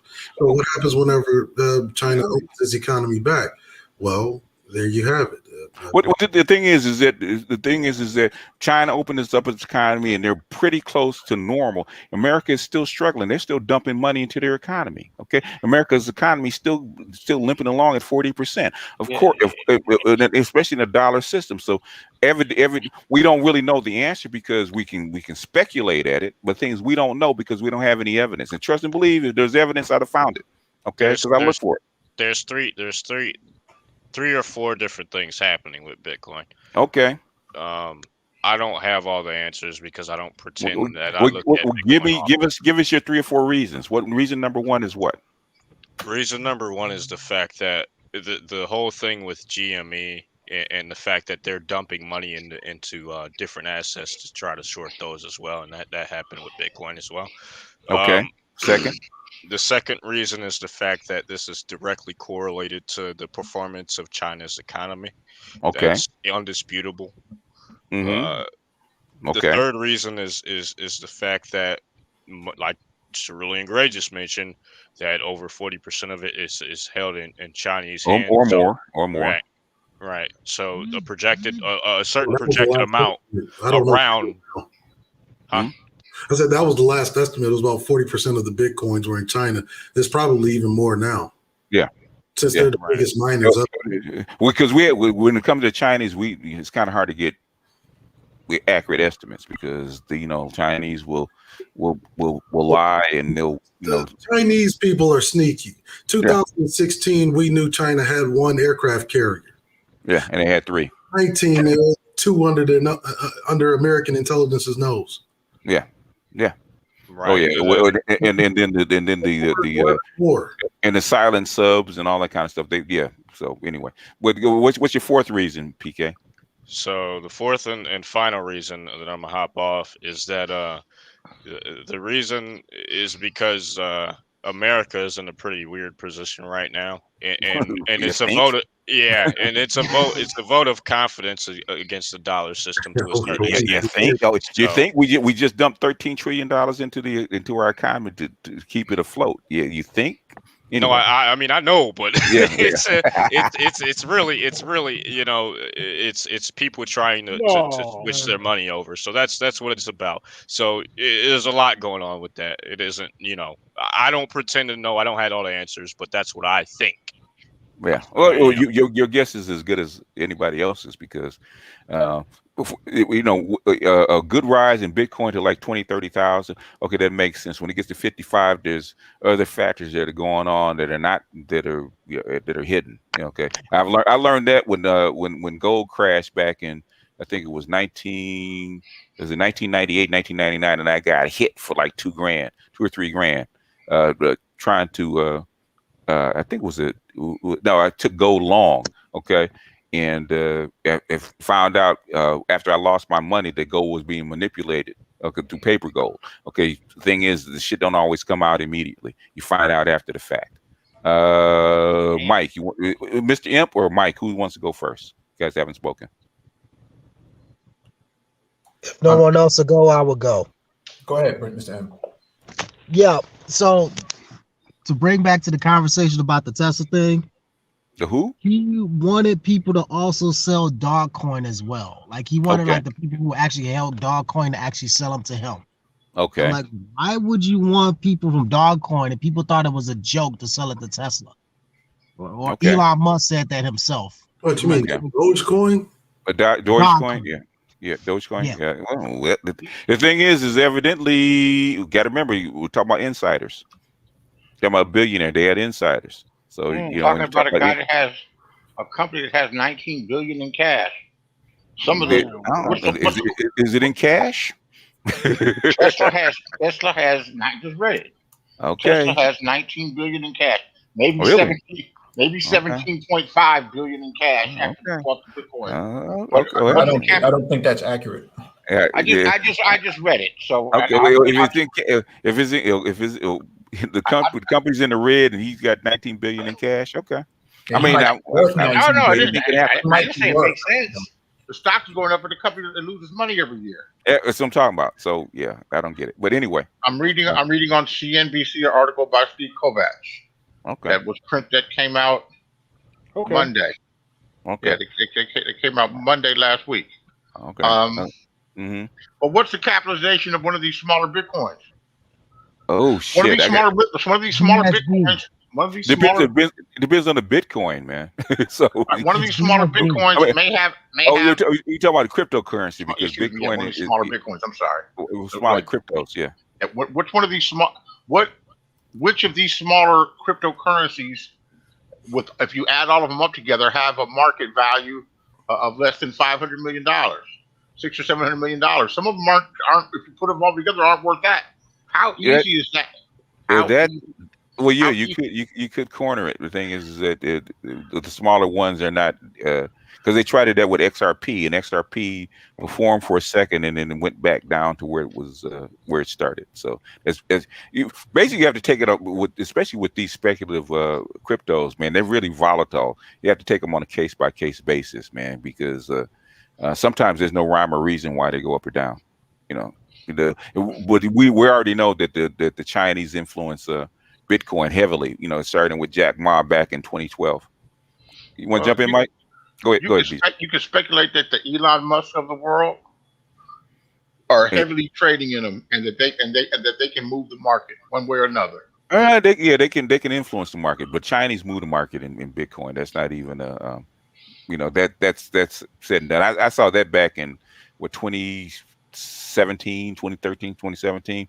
No, 2017, 2016, when I actually took like a couple of weeks, man, and started going back and looking at it and said, okay, it makes sense. And after you traded currencies, man, because Beasley, you trade futures and gold and stuff like that. You a pretty good gut feel about currencies and stuff and instruments that are being traded. Yeah, it gives butterflies in my stomach. And I'd rather not. Yeah. I don't do it if I don't have to. Yeah, when Quebec was getting ready to leave Canada, and I was holding on to Canadian dollar, man. Yeah, I had a couple of sleepless nights, but that's years ago, man. That's one of the reasons why I don't trade anymore.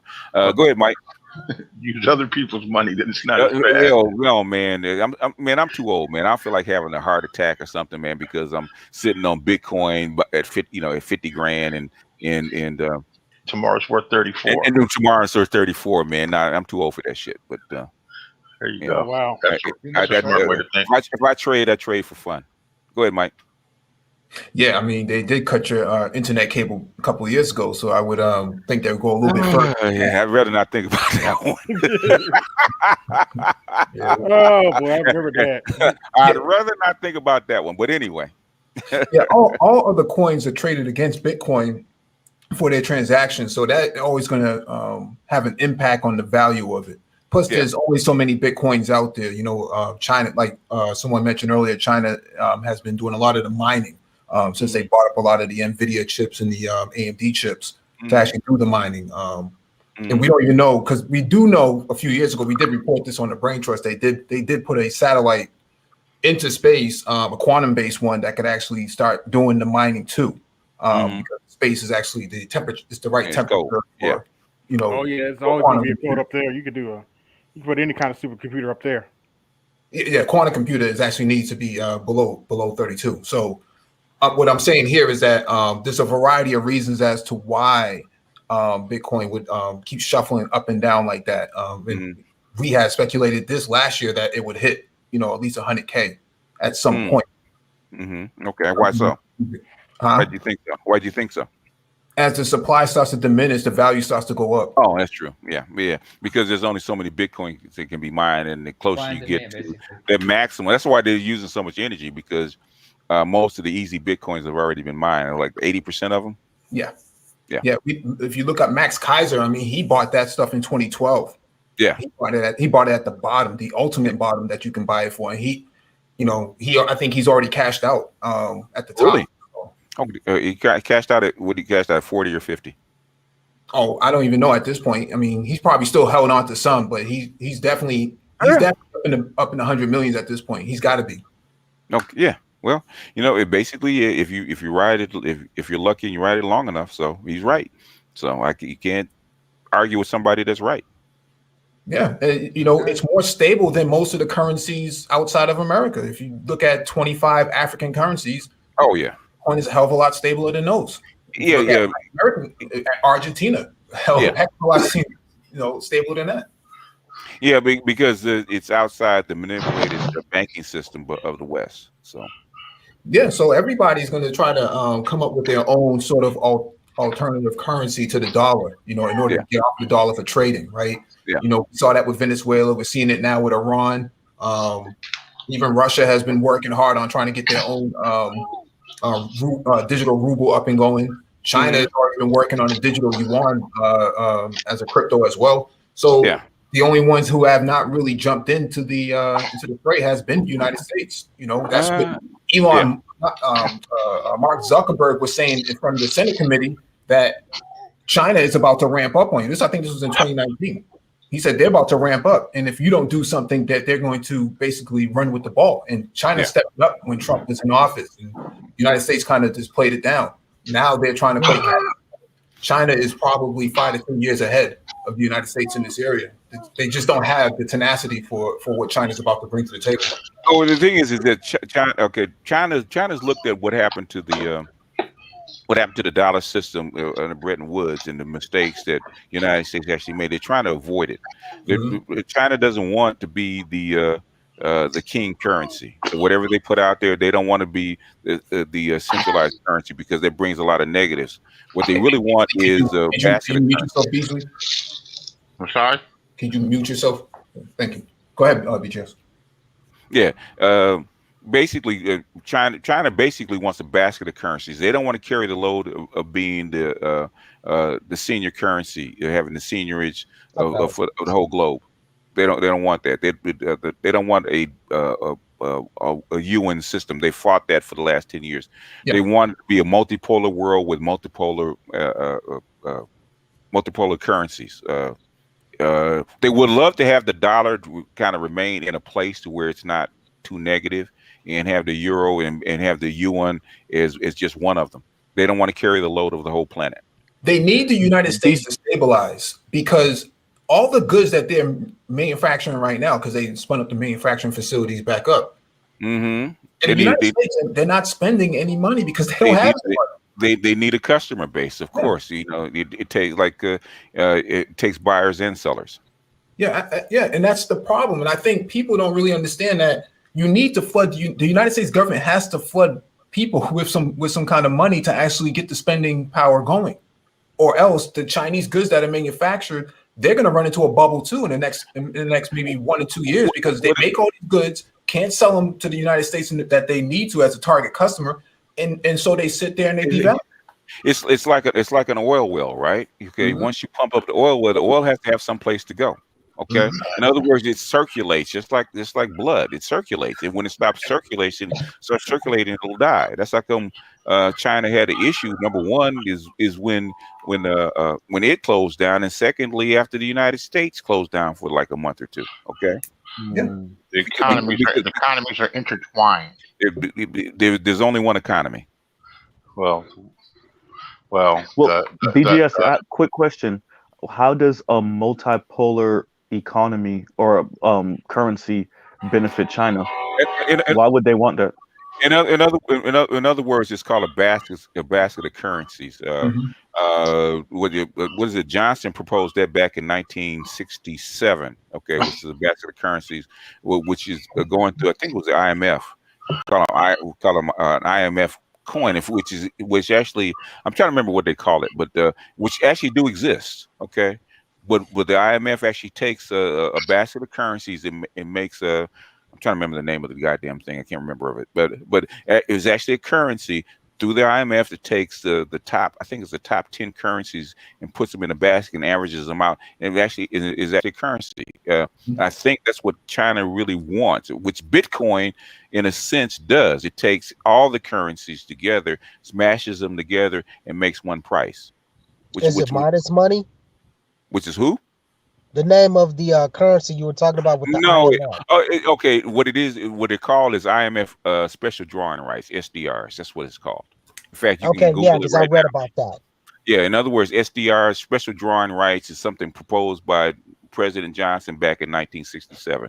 And so when I read the book, I actually looked up and said, oh shit, they do have it. And in fact, what's his name? The Federal Reserve Chairman, Jerome Powell. No, before that, back in the 90s. What was his name? You're talking about Dr. Greenspan. Yeah, Greenspan actually suggested that the next global currency should be IMF special drawing rights. In fact, he bought some way back in the 2000s. Okay, he actually touted it, but basically, that's what China actually wanted back the IMF back in the early 2000s, in the late 2000s, right after the banking crisis, to actually replace the dollar with SDRs. And there's a big there was a big argument about the mix because they didn't value yuan enough for China. So basically, that kind of shit fell apart. But basically, that's the idea that China actually wants. Bitcoin kind of serves that purpose, but the thing is that Bitcoin is very energy intensive. That's why oil is going up, and it's inefficient. Even though because Bitcoin is the initial blockchain program for currency, basically, and they refined it since then. They were talking about XRP and a few others, but they had to find a more efficient form. It's unregulated. Well, you can always regulate it. That problem is not regulation. If they adopt it, they can regulate it. Because at the end of the day, if you get a Bitcoin, you have to spend it someplace. So I don't care how many you have, you have to convert it to spend it. So when you convert it, that's when they can get you. Yeah, XRP and the other and Ethereum and the rest of the new distributed ledger technologies are actually way more efficient than Bitcoin's blockchain. So at some point they're going to have to get off of that because it's just not efficient to actually mine. The thing about a currency, and what makes the currency valuable is adoption. Okay, yeah. Bitcoin has the name, and Bitcoin has the most people adopting it. So basically, that's how come it's hard to get rid of, even though it's inefficient. But the thing is, once you adopt something, and basically people build up trust in a currency, any kind of currency, it's hard to get them off of it. Like, why do people still use the dollar? Because it's been around so long and it's trusted. Bitcoin's been around for a little while now. It hasn't had values like this. Well, and I did a trade today with Bitcoin, and I don't normally take them, but I just sold someone some Bitcoins back last year against my advice. They demanded that I sell them some they wanted Bitcoins. I recommended against it. I did it anyway. Made 500 a coin, so I don't care. Well, and now today they're trading them back, and they're worth 5 times as much as what they purchased.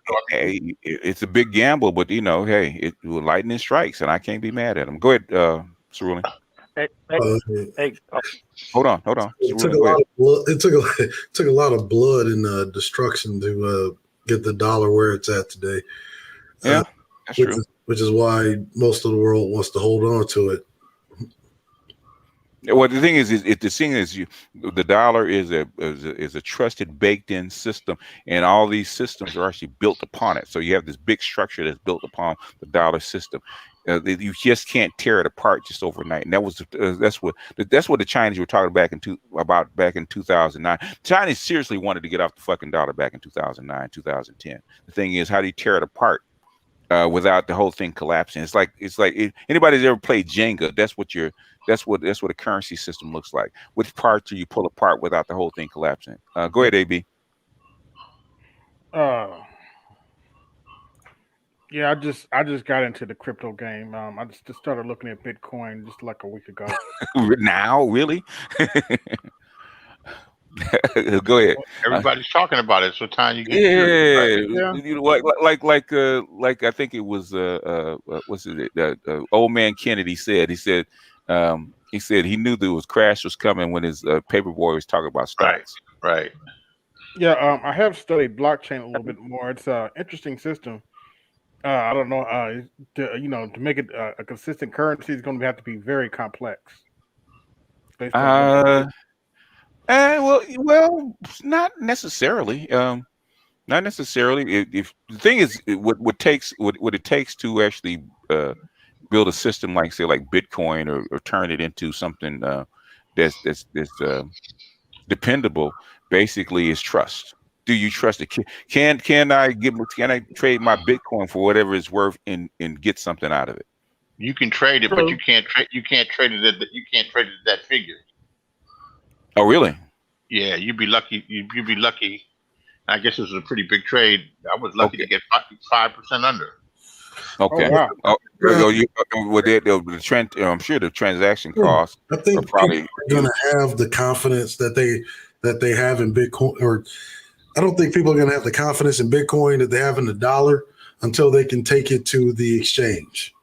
Yeah. Able to take the question about that. Probably so, yeah. And there's a real market out there. There's a real market out there backed with real money, and people. But it's unregulated. But it's so volatile. No one wants to take the chance to put their money out. Yeah, when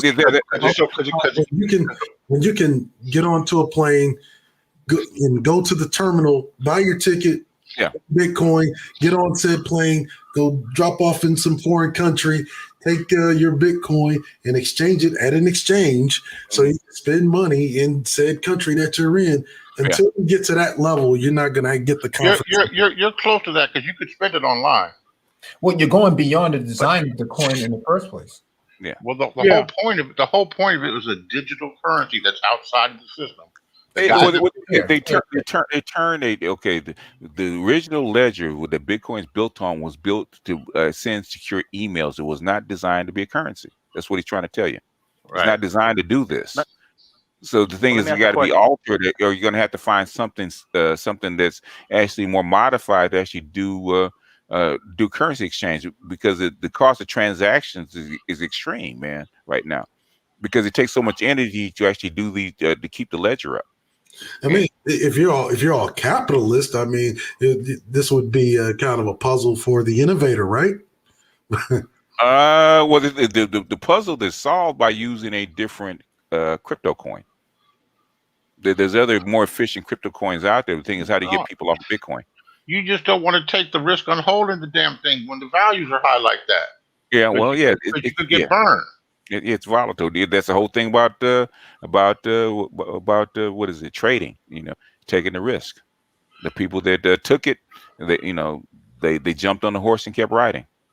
I wish I had. I'm not lying. I wish I had because I actually called the bottom of it and I said I wish I had taken it. Well, when you got somebody putting in, somebody smart, putting in 1.5 billion at these rates, I think it sends the wrong signal to a lot of people, and people are going to start getting the more and more people off the street. Lester, Nestor, polyester, we call them. Think that there's some surefire can't miss thing. You're going to see a lot of people get hurt. Only for them to write it up again. We'll see. Who knows? Hey, let me jump in right quick. Hey, gentlemen, what's going on? Automated CPA. I already said why I don't trade Bitcoin, man. I'm too old. Okay. I'm 62, man. What's going on? I don't need that stress. Yeah. Well, happy 62 in advance, sir. Yeah, I mean, if I wanted to trade Bitcoin, I'd have traded at its bottom because I'll show my chart again. Okay, this is and I've had Mike can tell you, man. I've had this freaking Bitcoin chart up for like 3 years, man. The lines really haven't changed. In fact, the levels haven't changed. It's the same Bitcoin chart I've had for 3 years. Why not take a home equity loan and go play roulette? Oh no, hell no. Hell no. This dude is that is not a good choice, buddy. Might as well climb into the grave. So, yeah, exactly. Well, I'm thinking is I'm gonna hold the grave off, but I'm gonna live a nice, comfortable, stress-free life. Okay, trading is stressful, but the thing is, I've had the chart for a long time. Yeah, you're gonna. Hey, BGS, let me ask you a question. That you're gonna have to dump fucking dirt on your own coffin. Say dump. Say what? What are you talking about? Yeah, you take out a home equity loan. And, oh yeah, no, I'm not doing it. He was teasing. Up at your own funeral. It's not a shirt. It's not a shirt. No matter how that shirt looks, that shirt looks like it can't stop to 100,000. We don't know because we've seen this before. We've seen this before. Yeah. The first time it went to 20, the same thing happened. If you look back here. If you look back here, the same thing basically happened. That's happening here. So do we see what a company called? Seen it with a company called Enron. Seen it with another company in 2008 called AIG. So, yeah. Oh shoot, yeah, AIG, Bear Stearns, Freddie Mac and Fannie Mae. Yeah, there's a whole bunch of them that could have gone down. All different. It could have had to do. What was it? What's the bank in Germany they had to save? Deutsche Bank. Deutsche Bank could happen to them. There's Deutsche Bank, yeah.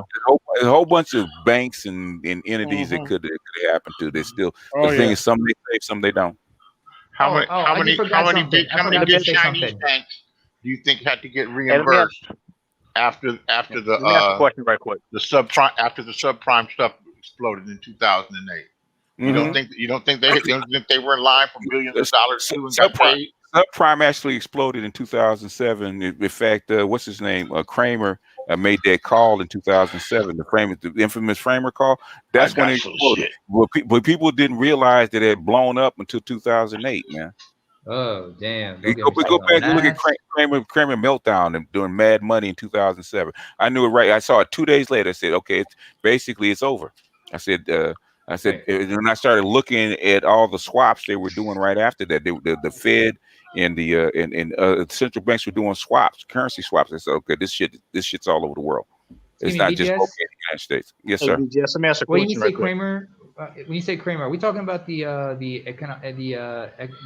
stock market host who goes the stock market host? He's like high strung at times. Go to It goes off and YouTube. shit.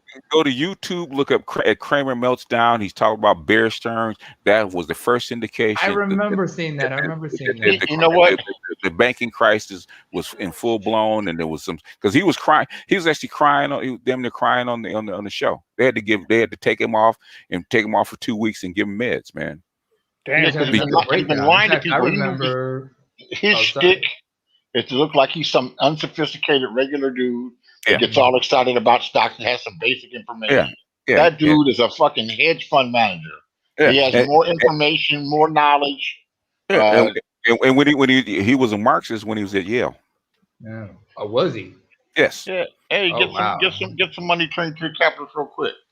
Hey, BGS, I think They Live was trying to get in. Somebody got to give up their spot. Oh, they okay. Drop. Hey, no, it's okay. He's right there. Go ahead. Wait on. Hey, Cerulean, you want to have my chicken sandwich? Hey, Mike, what's happening? Nothing much, man. I'm over here freezing my ass off in Austin, but I'm good. I thought the heat was snow back just on. melted over here. Oh, okay. I thought the heat was back on.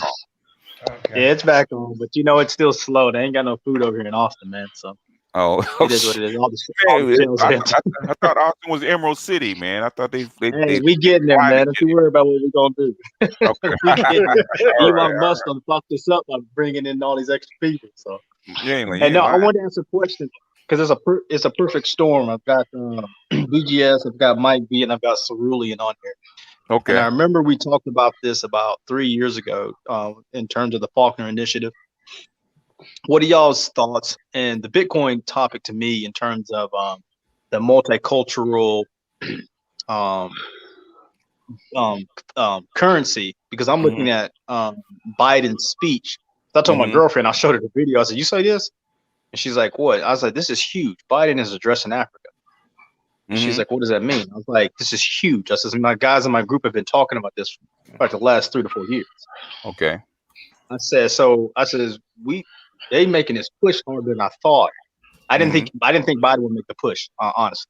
I said, but I think that they're seeing China do so much expansion over there. They better do something. Why do you think China was so happy to see Trump come in? Yes, China was not upset when Trump came in. They knew. Okay. And basically, Biden has to come in and try to undo the stuff that Trump did. The stuff was it was kind of under control under Obama, right? And then Trump comes in, doesn't know what he's doing, and basically China runs wild. But why do you think China announced their Belt and Road on the same day that Trump got inaugurated? No doubt. Yeah, no doubt. Absolutely. No, I think my question is namely, and that's for just you three guys. Y'all let me know. So in terms of instead of having to get off the dollar, if you never have to use the dollar at all in countries in Africa, right?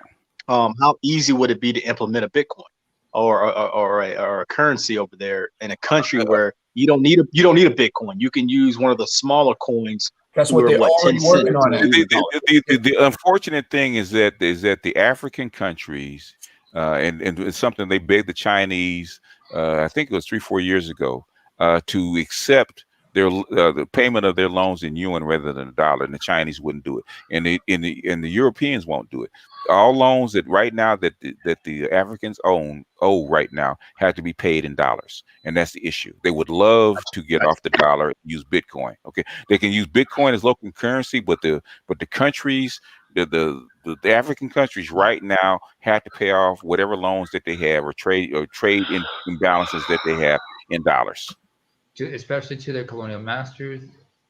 What the thing is, countries, even with the Chinese, they want they might have changed their policy in the last few months or so, but even with the Chinese, they want the African countries to pay off whatever they owe in dollars. I'm not disagreeing with you. I agree with you, sir. And until that changes, then the Africans can't really convert over to something else. Furthermore, actually, they already challenges questions. There's questions regarding infrastructure and everything, and plus, not a lot of people still. Plus, much of the population does not have basic access to internet and whatnot. Yeah, that's true. I said, internally they can, but the biggest problem with them getting off the dollar is basically this the settlement is also in loans, but also in trade imbalances. It has to be settled in dollars. Unless Mike knows something I don't, I think they still do. But that's in process. But the thing is, maybe if the Chinese do come up with their own currency, they might change their minds. Maybe even the Europeans might change their minds. But we'll see. Well, we don't even know. So what if they swap over to? Let's say this debt jubilee goes through. Then what? If debt jubilee goes through, then basically we have us talking about what currency that the Africans using will be moot. Okay, it'll be basically having to rebuild whatever system we're going to rebuild. That's a completely different story. If a debt jubilee, happens, man, then everybody's in trouble. It's going to get leveled, and it won't even matter. $25 loaf of bread. It's like talking about a small civil rights issue, man, in the middle of COVID-19, right? And the economy is flat. Okay, that's not going to be the first on the president's list of things to settle, right? No, it's going to be COVID-19 and getting my economy back rebooted. That's the first thing. So UBI and debt jubilee and all that kind of stuff. Implementing the UBI is going to be the first thing on the docket, and then whatever you rebuild your system into after that, okay, then it's wide open. So you could if the UBI happens, all debts are canceled, then the Africans are perfectly capable of making their own currency or whatever it is, and actually being part of it. But the thing is, how do you go to wherever you're going to go is centralized place and decide what kind of currency is going to be a settlement currency, because every currency can't be a settlement currency. Okay, there's going to have to be. That's why people can't get off a dollar, because the dollar is a de facto settlement currency. If nothing else, there's two things you can actually settle your debts in or your trade imbalances in: is gold or dollars. Right now, and I haven't heard that has changed anytime in the last year or so, unless neocolonialism. Well, that's the agreement they made in Bretton Woods. In 1952. But go ahead, Mike. No, I was just going to say that that was one of the reasons why I was invited to the continent to come to one of the conferences over there in Rwanda. If you check on the Black Brain Trust, I actually covered a lot of that. Yeah. They're already talking. Yeah. Go ahead. You finish, Mike. I'm sorry. Yeah, they're already talking about by 2030, just completely getting off of physical currencies. And so there is a way to do this. You can have a converted currency. So like how Cuba does it is they have a state-run peso and then they have a domestic peso. And so the people on the ground spend one currency, but on state side in order to do transactions such as cigars and other state goods and other services, there's another currency that they use, and then they use that against the euro. And so there are ways of getting around it. They're already talking about that on the continent. They were talking about that last year. So yeah, because the Chinese are already talking about it. So naturally they're going to talk about it, because eventually what's going to happen is that they don't want what happened in between 2000 and 2008 to happen again. And the only way that can actually not happen is when you get away from the old banking system where it's hands-on and turn it over to a crypto and an AI. It's the only way it can happen. Well, the thing is, they have 600 million people who are unbanked, right? And so they're looking at this holistically and saying the AFTC, which is the African Free Trade Agreement, they're actually coming up with their own currency. Right. And so, and the other aspect is, how do you bank all of these unbanked people? You got half a billion people are unbanked. You have to figure out a way to bank them. And so the digital side is like M-Pesa and some of these other new fintech startups and systems that are coming into place. That's allowing a lot of those Africans to now have new spending power that they didn't have before. So whether or not Bitcoin gets adopted is a separate story, but they are coming up with their own digital currencies that can be spent on the ground. Your currency is digital anyway. Digital currencies they're also using 97% of your currency is digital anyway. It's not cash and it's not coin, it's digital. So no, they don't have physical cash. They don't have physical. I understand. I'm talking about worldwide. 97% of your currency is digital anyway. It's just it is digital what? So it's not that big a deal. Well, basically, the fintech with Cash App is the same thing. The thing is that is it regulated and recognized? Yeah, on the ground it is. That's how 99% of people in Kenya and in some of the Eastern Bloc countries, that's how they get around not having physical cash. Yeah, Well, most of China doesn't have digital cash. Okay, that's what smartphone. Yeah, that's what Weibo is designed for. I'm saying they're adopting those same ideas from China, and I'm saying the idea that Bitcoin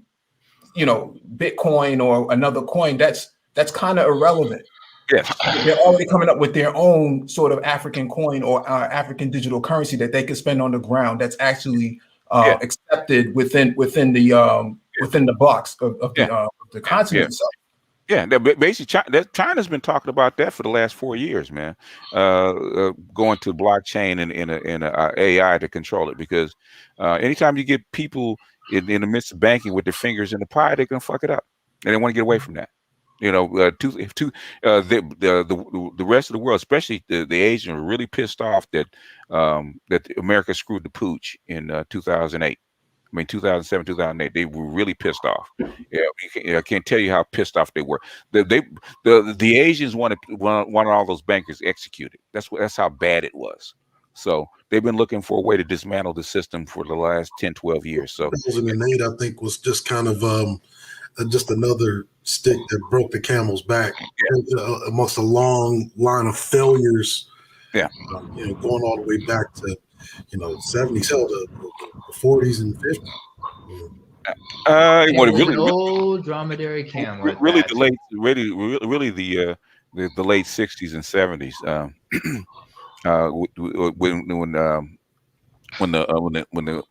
When the capitalists here, the industrialists here, were using the dollar to actually take over corporations and land and stuff like that in other countries, they were pissed off about that. So yeah, it all monetary systems, man. People can be unhappy with. So the thing is that, well, like Sullivan said, that's the straw that broke the camel's back, and Asia and other places have been looking. Well, Europe's been wanting to get off the dollar, man, since the 60s. Okay, well, Africa's been not just wanting to move into their own economic reality, but they're literally weighing their options. Basically, whoever can bring them out of the 18th century, as far as monetarily, into the 21st, that's who they're going to go with. Oh, well, yeah. That's why you see Biden, talking about, creating stability. So you're going to see a new HOA command, Horn of Africa command, emerging out of this.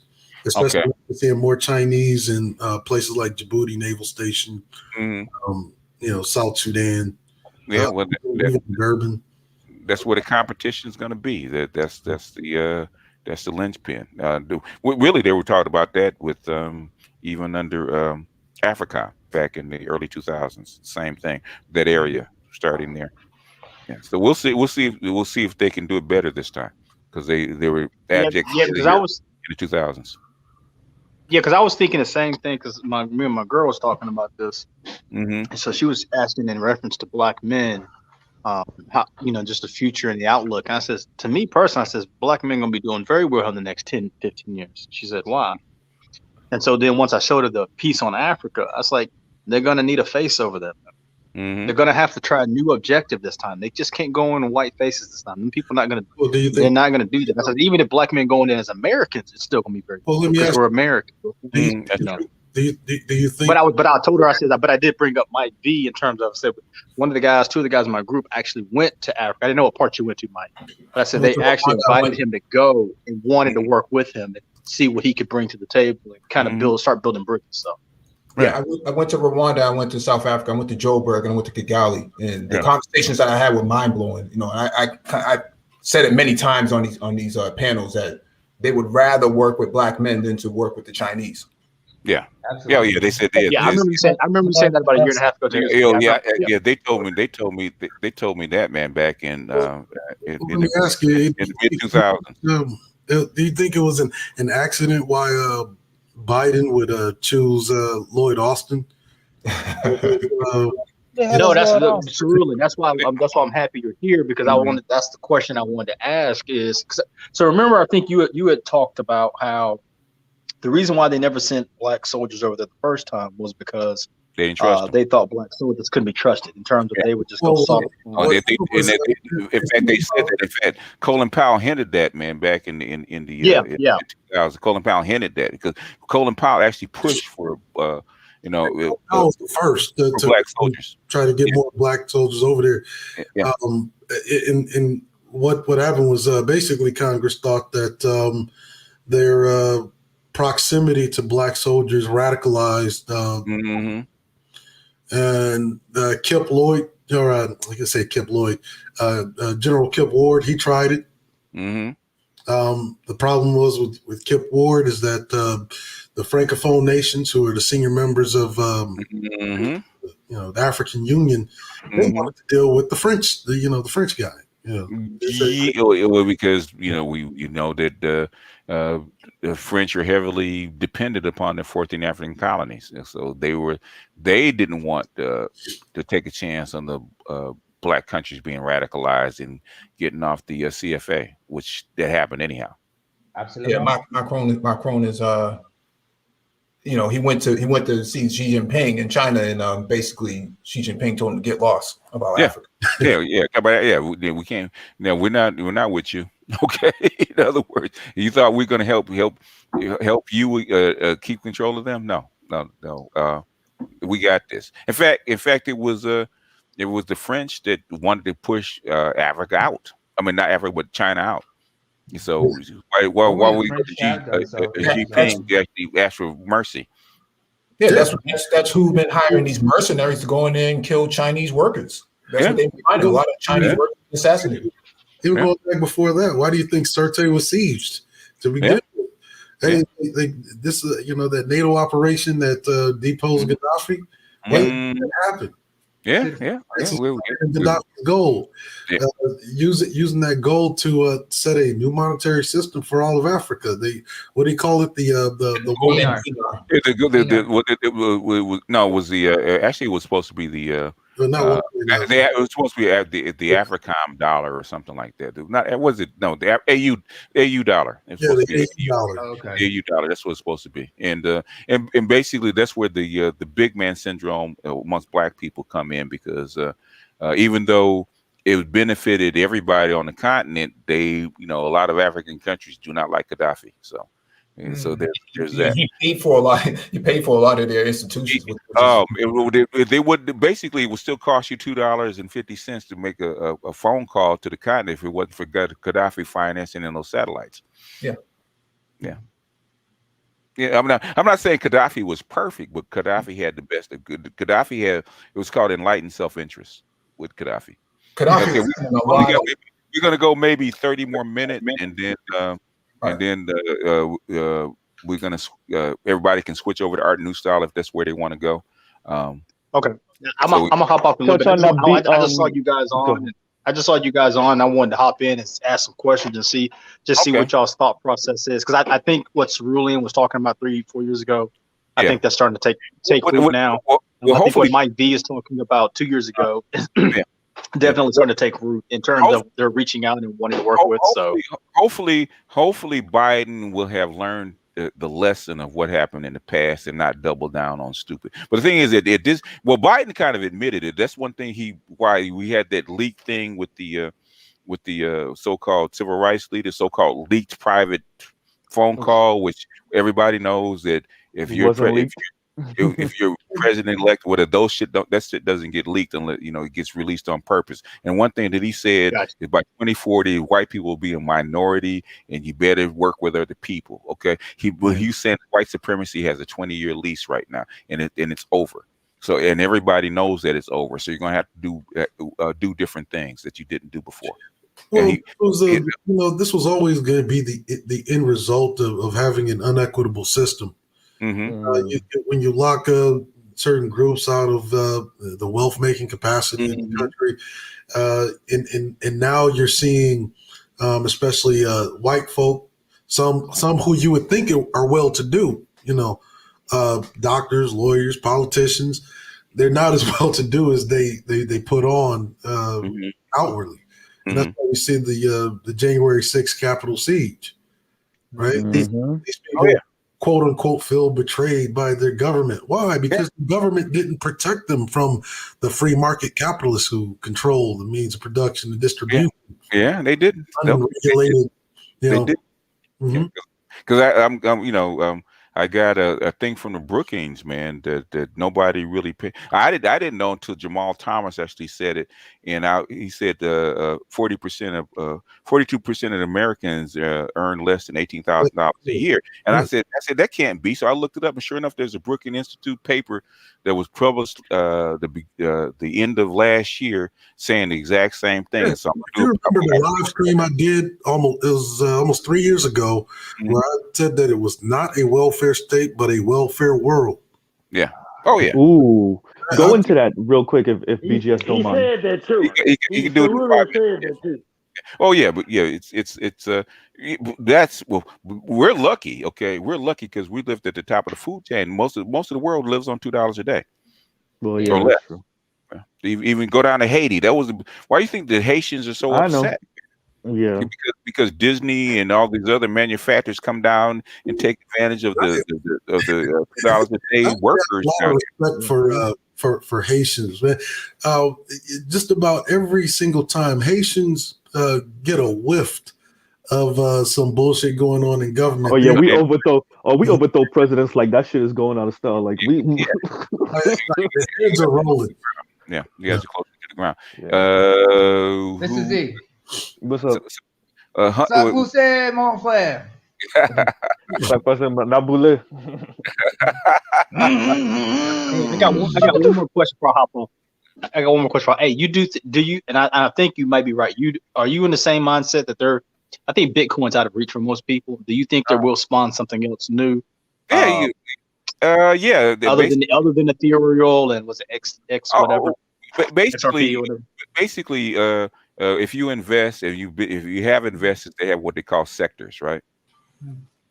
So in other words, you something explodes, you invest in a sector. So you can't get the first, you can't get the king, you go to the queen and on down the line. So you invest in a sector. So if the sector is if the king of the sector moves up, then you try to invest in the people in whatever's pulling behind in the train. So Ethereum, XRP, whatever you think it is, that you start watching them and expecting them to move up.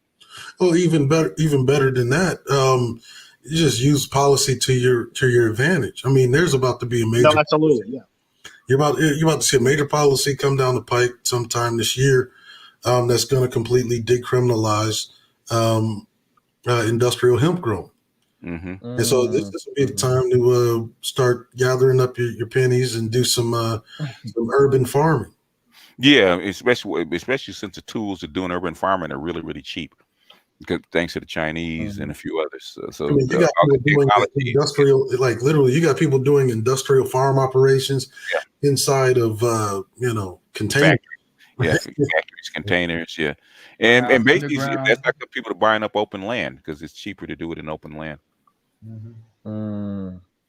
Yeah, because I know with I won't go into detail, but I'm way ahead of you on that one, sir. Mr. AL, we only got about 15 minutes.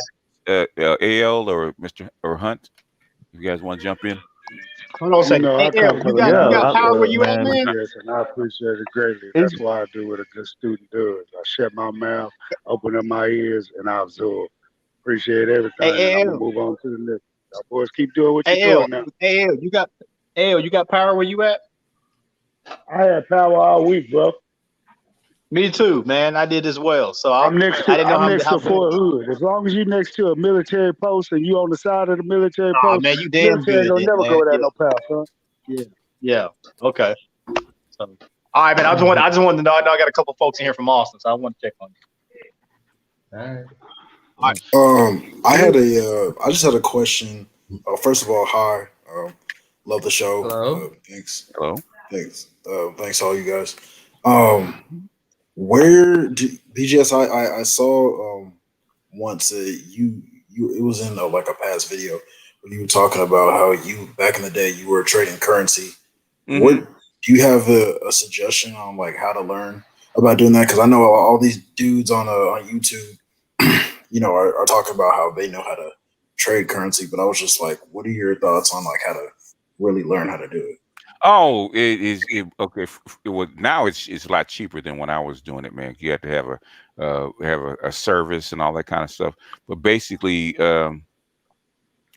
get you a first of all, you have to take about 3 or 4 months at least to learn the basics. So how to draw a trend line, how to draw support and resistance, how to recognize your basic chart patterns, and just there might be some free on YouTube, but get any old book on how to read chart patterns. I can't think of the name of the books that I used offhand back in the day because it's like almost 30 years ago. That's the first thing I would do, and then what you need to do after you learn the chart patterns, instead of doing it on a computer, print the charts out and do it by hand until you get good used to looking at the patterns. Okay, at support and resistance, double tops, double bottoms, triangles, all that kind of stuff, where you can actually look at a chart and you can actually see where the probability of the chart's going, and you start adding systems like Fibonacci, support and resistance, basically trading bands, all looking at your your 90-day average. You look at your divergence. You start adding different items and systems, and that's how you learn how to read a chart. And then after that, it's just after that it's just doing a lot of reading and researching. So you take a cryptocurrency, right, like Bitcoin. Okay, read everything you can on Bitcoin, its history, why it goes up, why it goes down, who controls it, who has the most money, how much it costs to actually do a Bitcoin. Learn everything that you can about the currency. Ethereum, same way, right? Learn everything that you can. That's called fundamentals. Okay, you marry those two things together along with your chart. When you pick up a chart and you have your charts laid out right, like the one I showed, and when I had the chart laid out, you can tell when it's at its bottom. You can tell when it's getting close to a top. Now, you wait and see if it's going to break through. It's going to do what you think it's going to do. But thing is, that comes with experience. So basically, a lot of study, a lot of time. I mean, he can go to Investopedia, and they have an actual trainer, and they have a trade training program on there for free that you can work with. You sign in, and they'll tell you what all of the chart patterns. Yeah. Okay. Yeah. That's so when you talk about like trading, and when you talking about the charts and like finding the bottoms and the top, basically when I went on a video and they were talking about strategizing. So basically, the strategizing just comes from how you personally read the chart. But how you personally read the chart, and then you first you read. So there's the not chart, like a separate thing. So there's not like a separate thing I need to do to learn the strategy. No. The strategy is the chart. Basically, the chart will tell you that is basically a function over time, or price movement over time, right? That'll give you a hint of where something could go, and that's where you actually go in and you actually do your fundamental research and say that, okay, now this is what the chart says, and this is what the fundamental says. When those two marry up, it said, okay, now according to this chart, to a historical pattern, where does this go? Because all the chart does is basically reflect human behavior. That's all it does. Human behaves in predictable patterns, and Bitcoin behaves in a predictable pattern. So that's how come I haven't really changed the way I've laid out my Bitcoin chart in 3 years, because it behaves in a predictable pattern. But that's after years of looking at charts. Okay, and go ahead. And for the record, Gaddafi did not overplay his hand, and in fact, it was a request by the leaders of the African Union that actually requested U.S. Secretary of State, which is Hillary Clinton, to activate NATO to depose Gaddafi. Yeah, that's literally what happened. There's a lot of mess that went on behind what happened with Gaddafi, and it was Chinese made a mistake. Like nobody really, you notice nobody was really giving a fuck about Gaddafi. You remember nobody was giving a fuck about him. They tried to ignore him. You know, kind of they tried to ignore Bashir as long as the same way they tried to ignore Iran. And why do you think they would assassinate Qasem Soleimani? Well, when Iran starts talking about nationalizing resources, that's what bad for oil producing exporting nations. Wait, right? you mean the same thing they did with Mossadegh? Oh, there's like I said, there's multiple reasons why they. Well, Iran, was always a target, because they wanted to shut off oil from China. Okay, China was always a target with. France still has a major influence on the continent. Yeah, they do. Well, Absolutely, which is actually fleeting,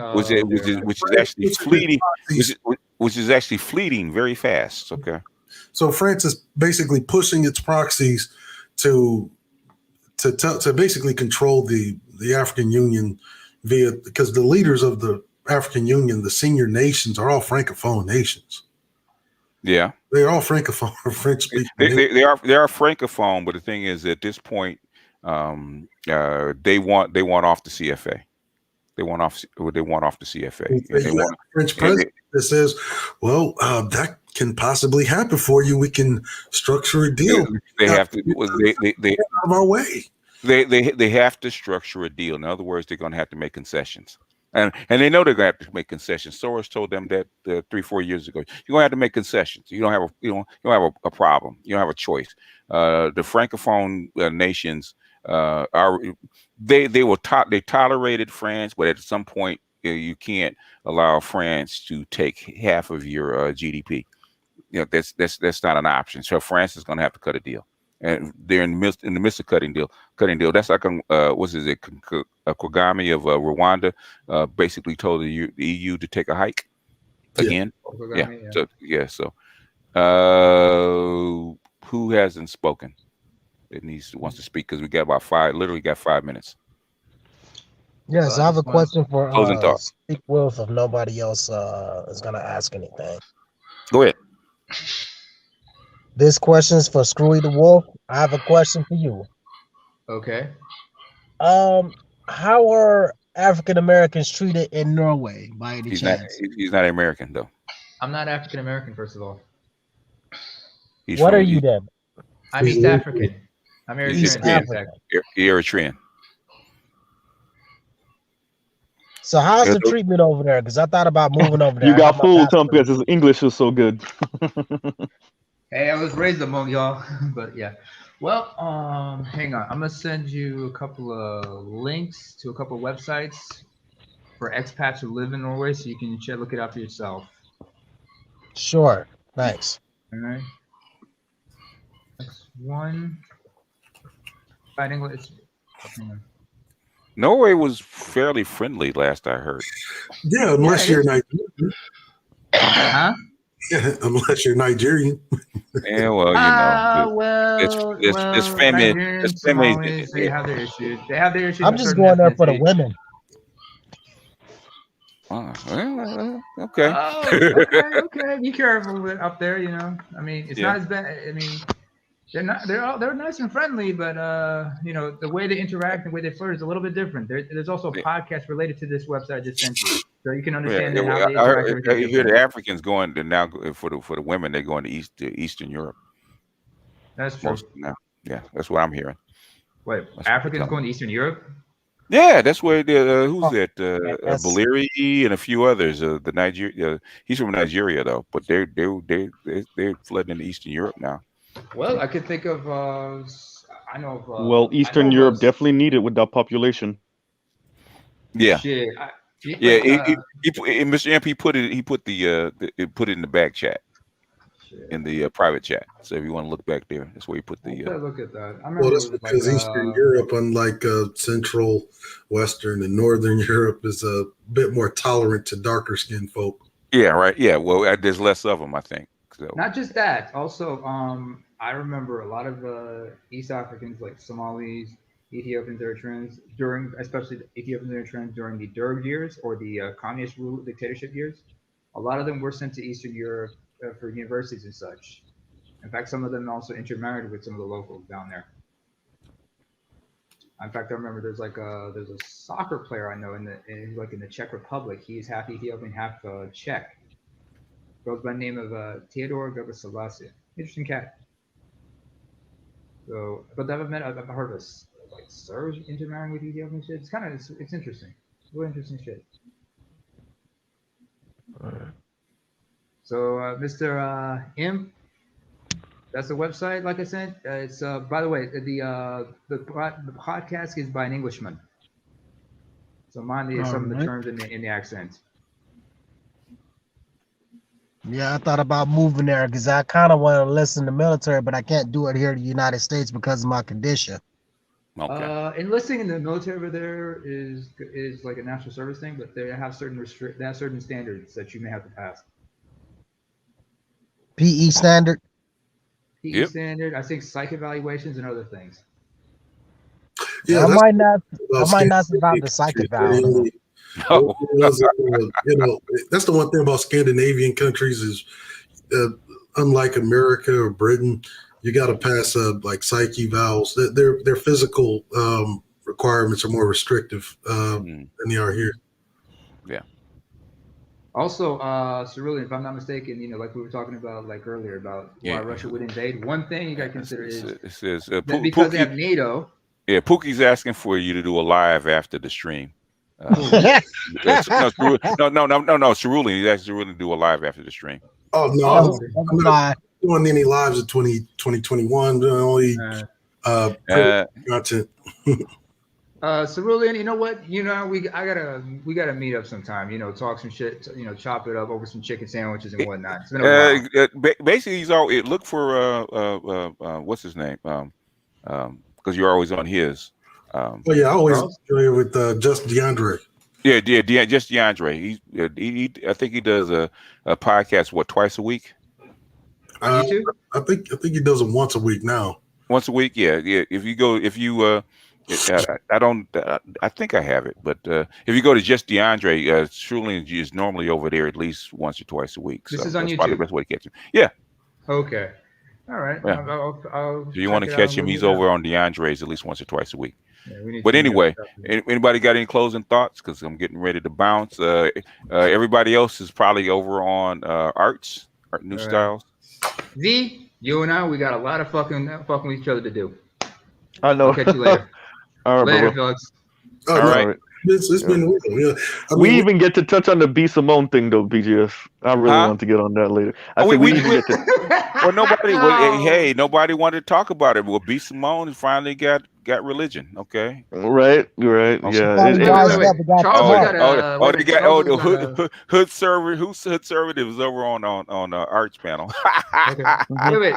Z, Charles said he was going to start another chat for us later, so maybe we can. Yeah, I might jump on that because I really want quick. Like, what do you think happened, BGS? Because I watched your video earlier today about B Simone. She can't get the man she wants. That's obvious.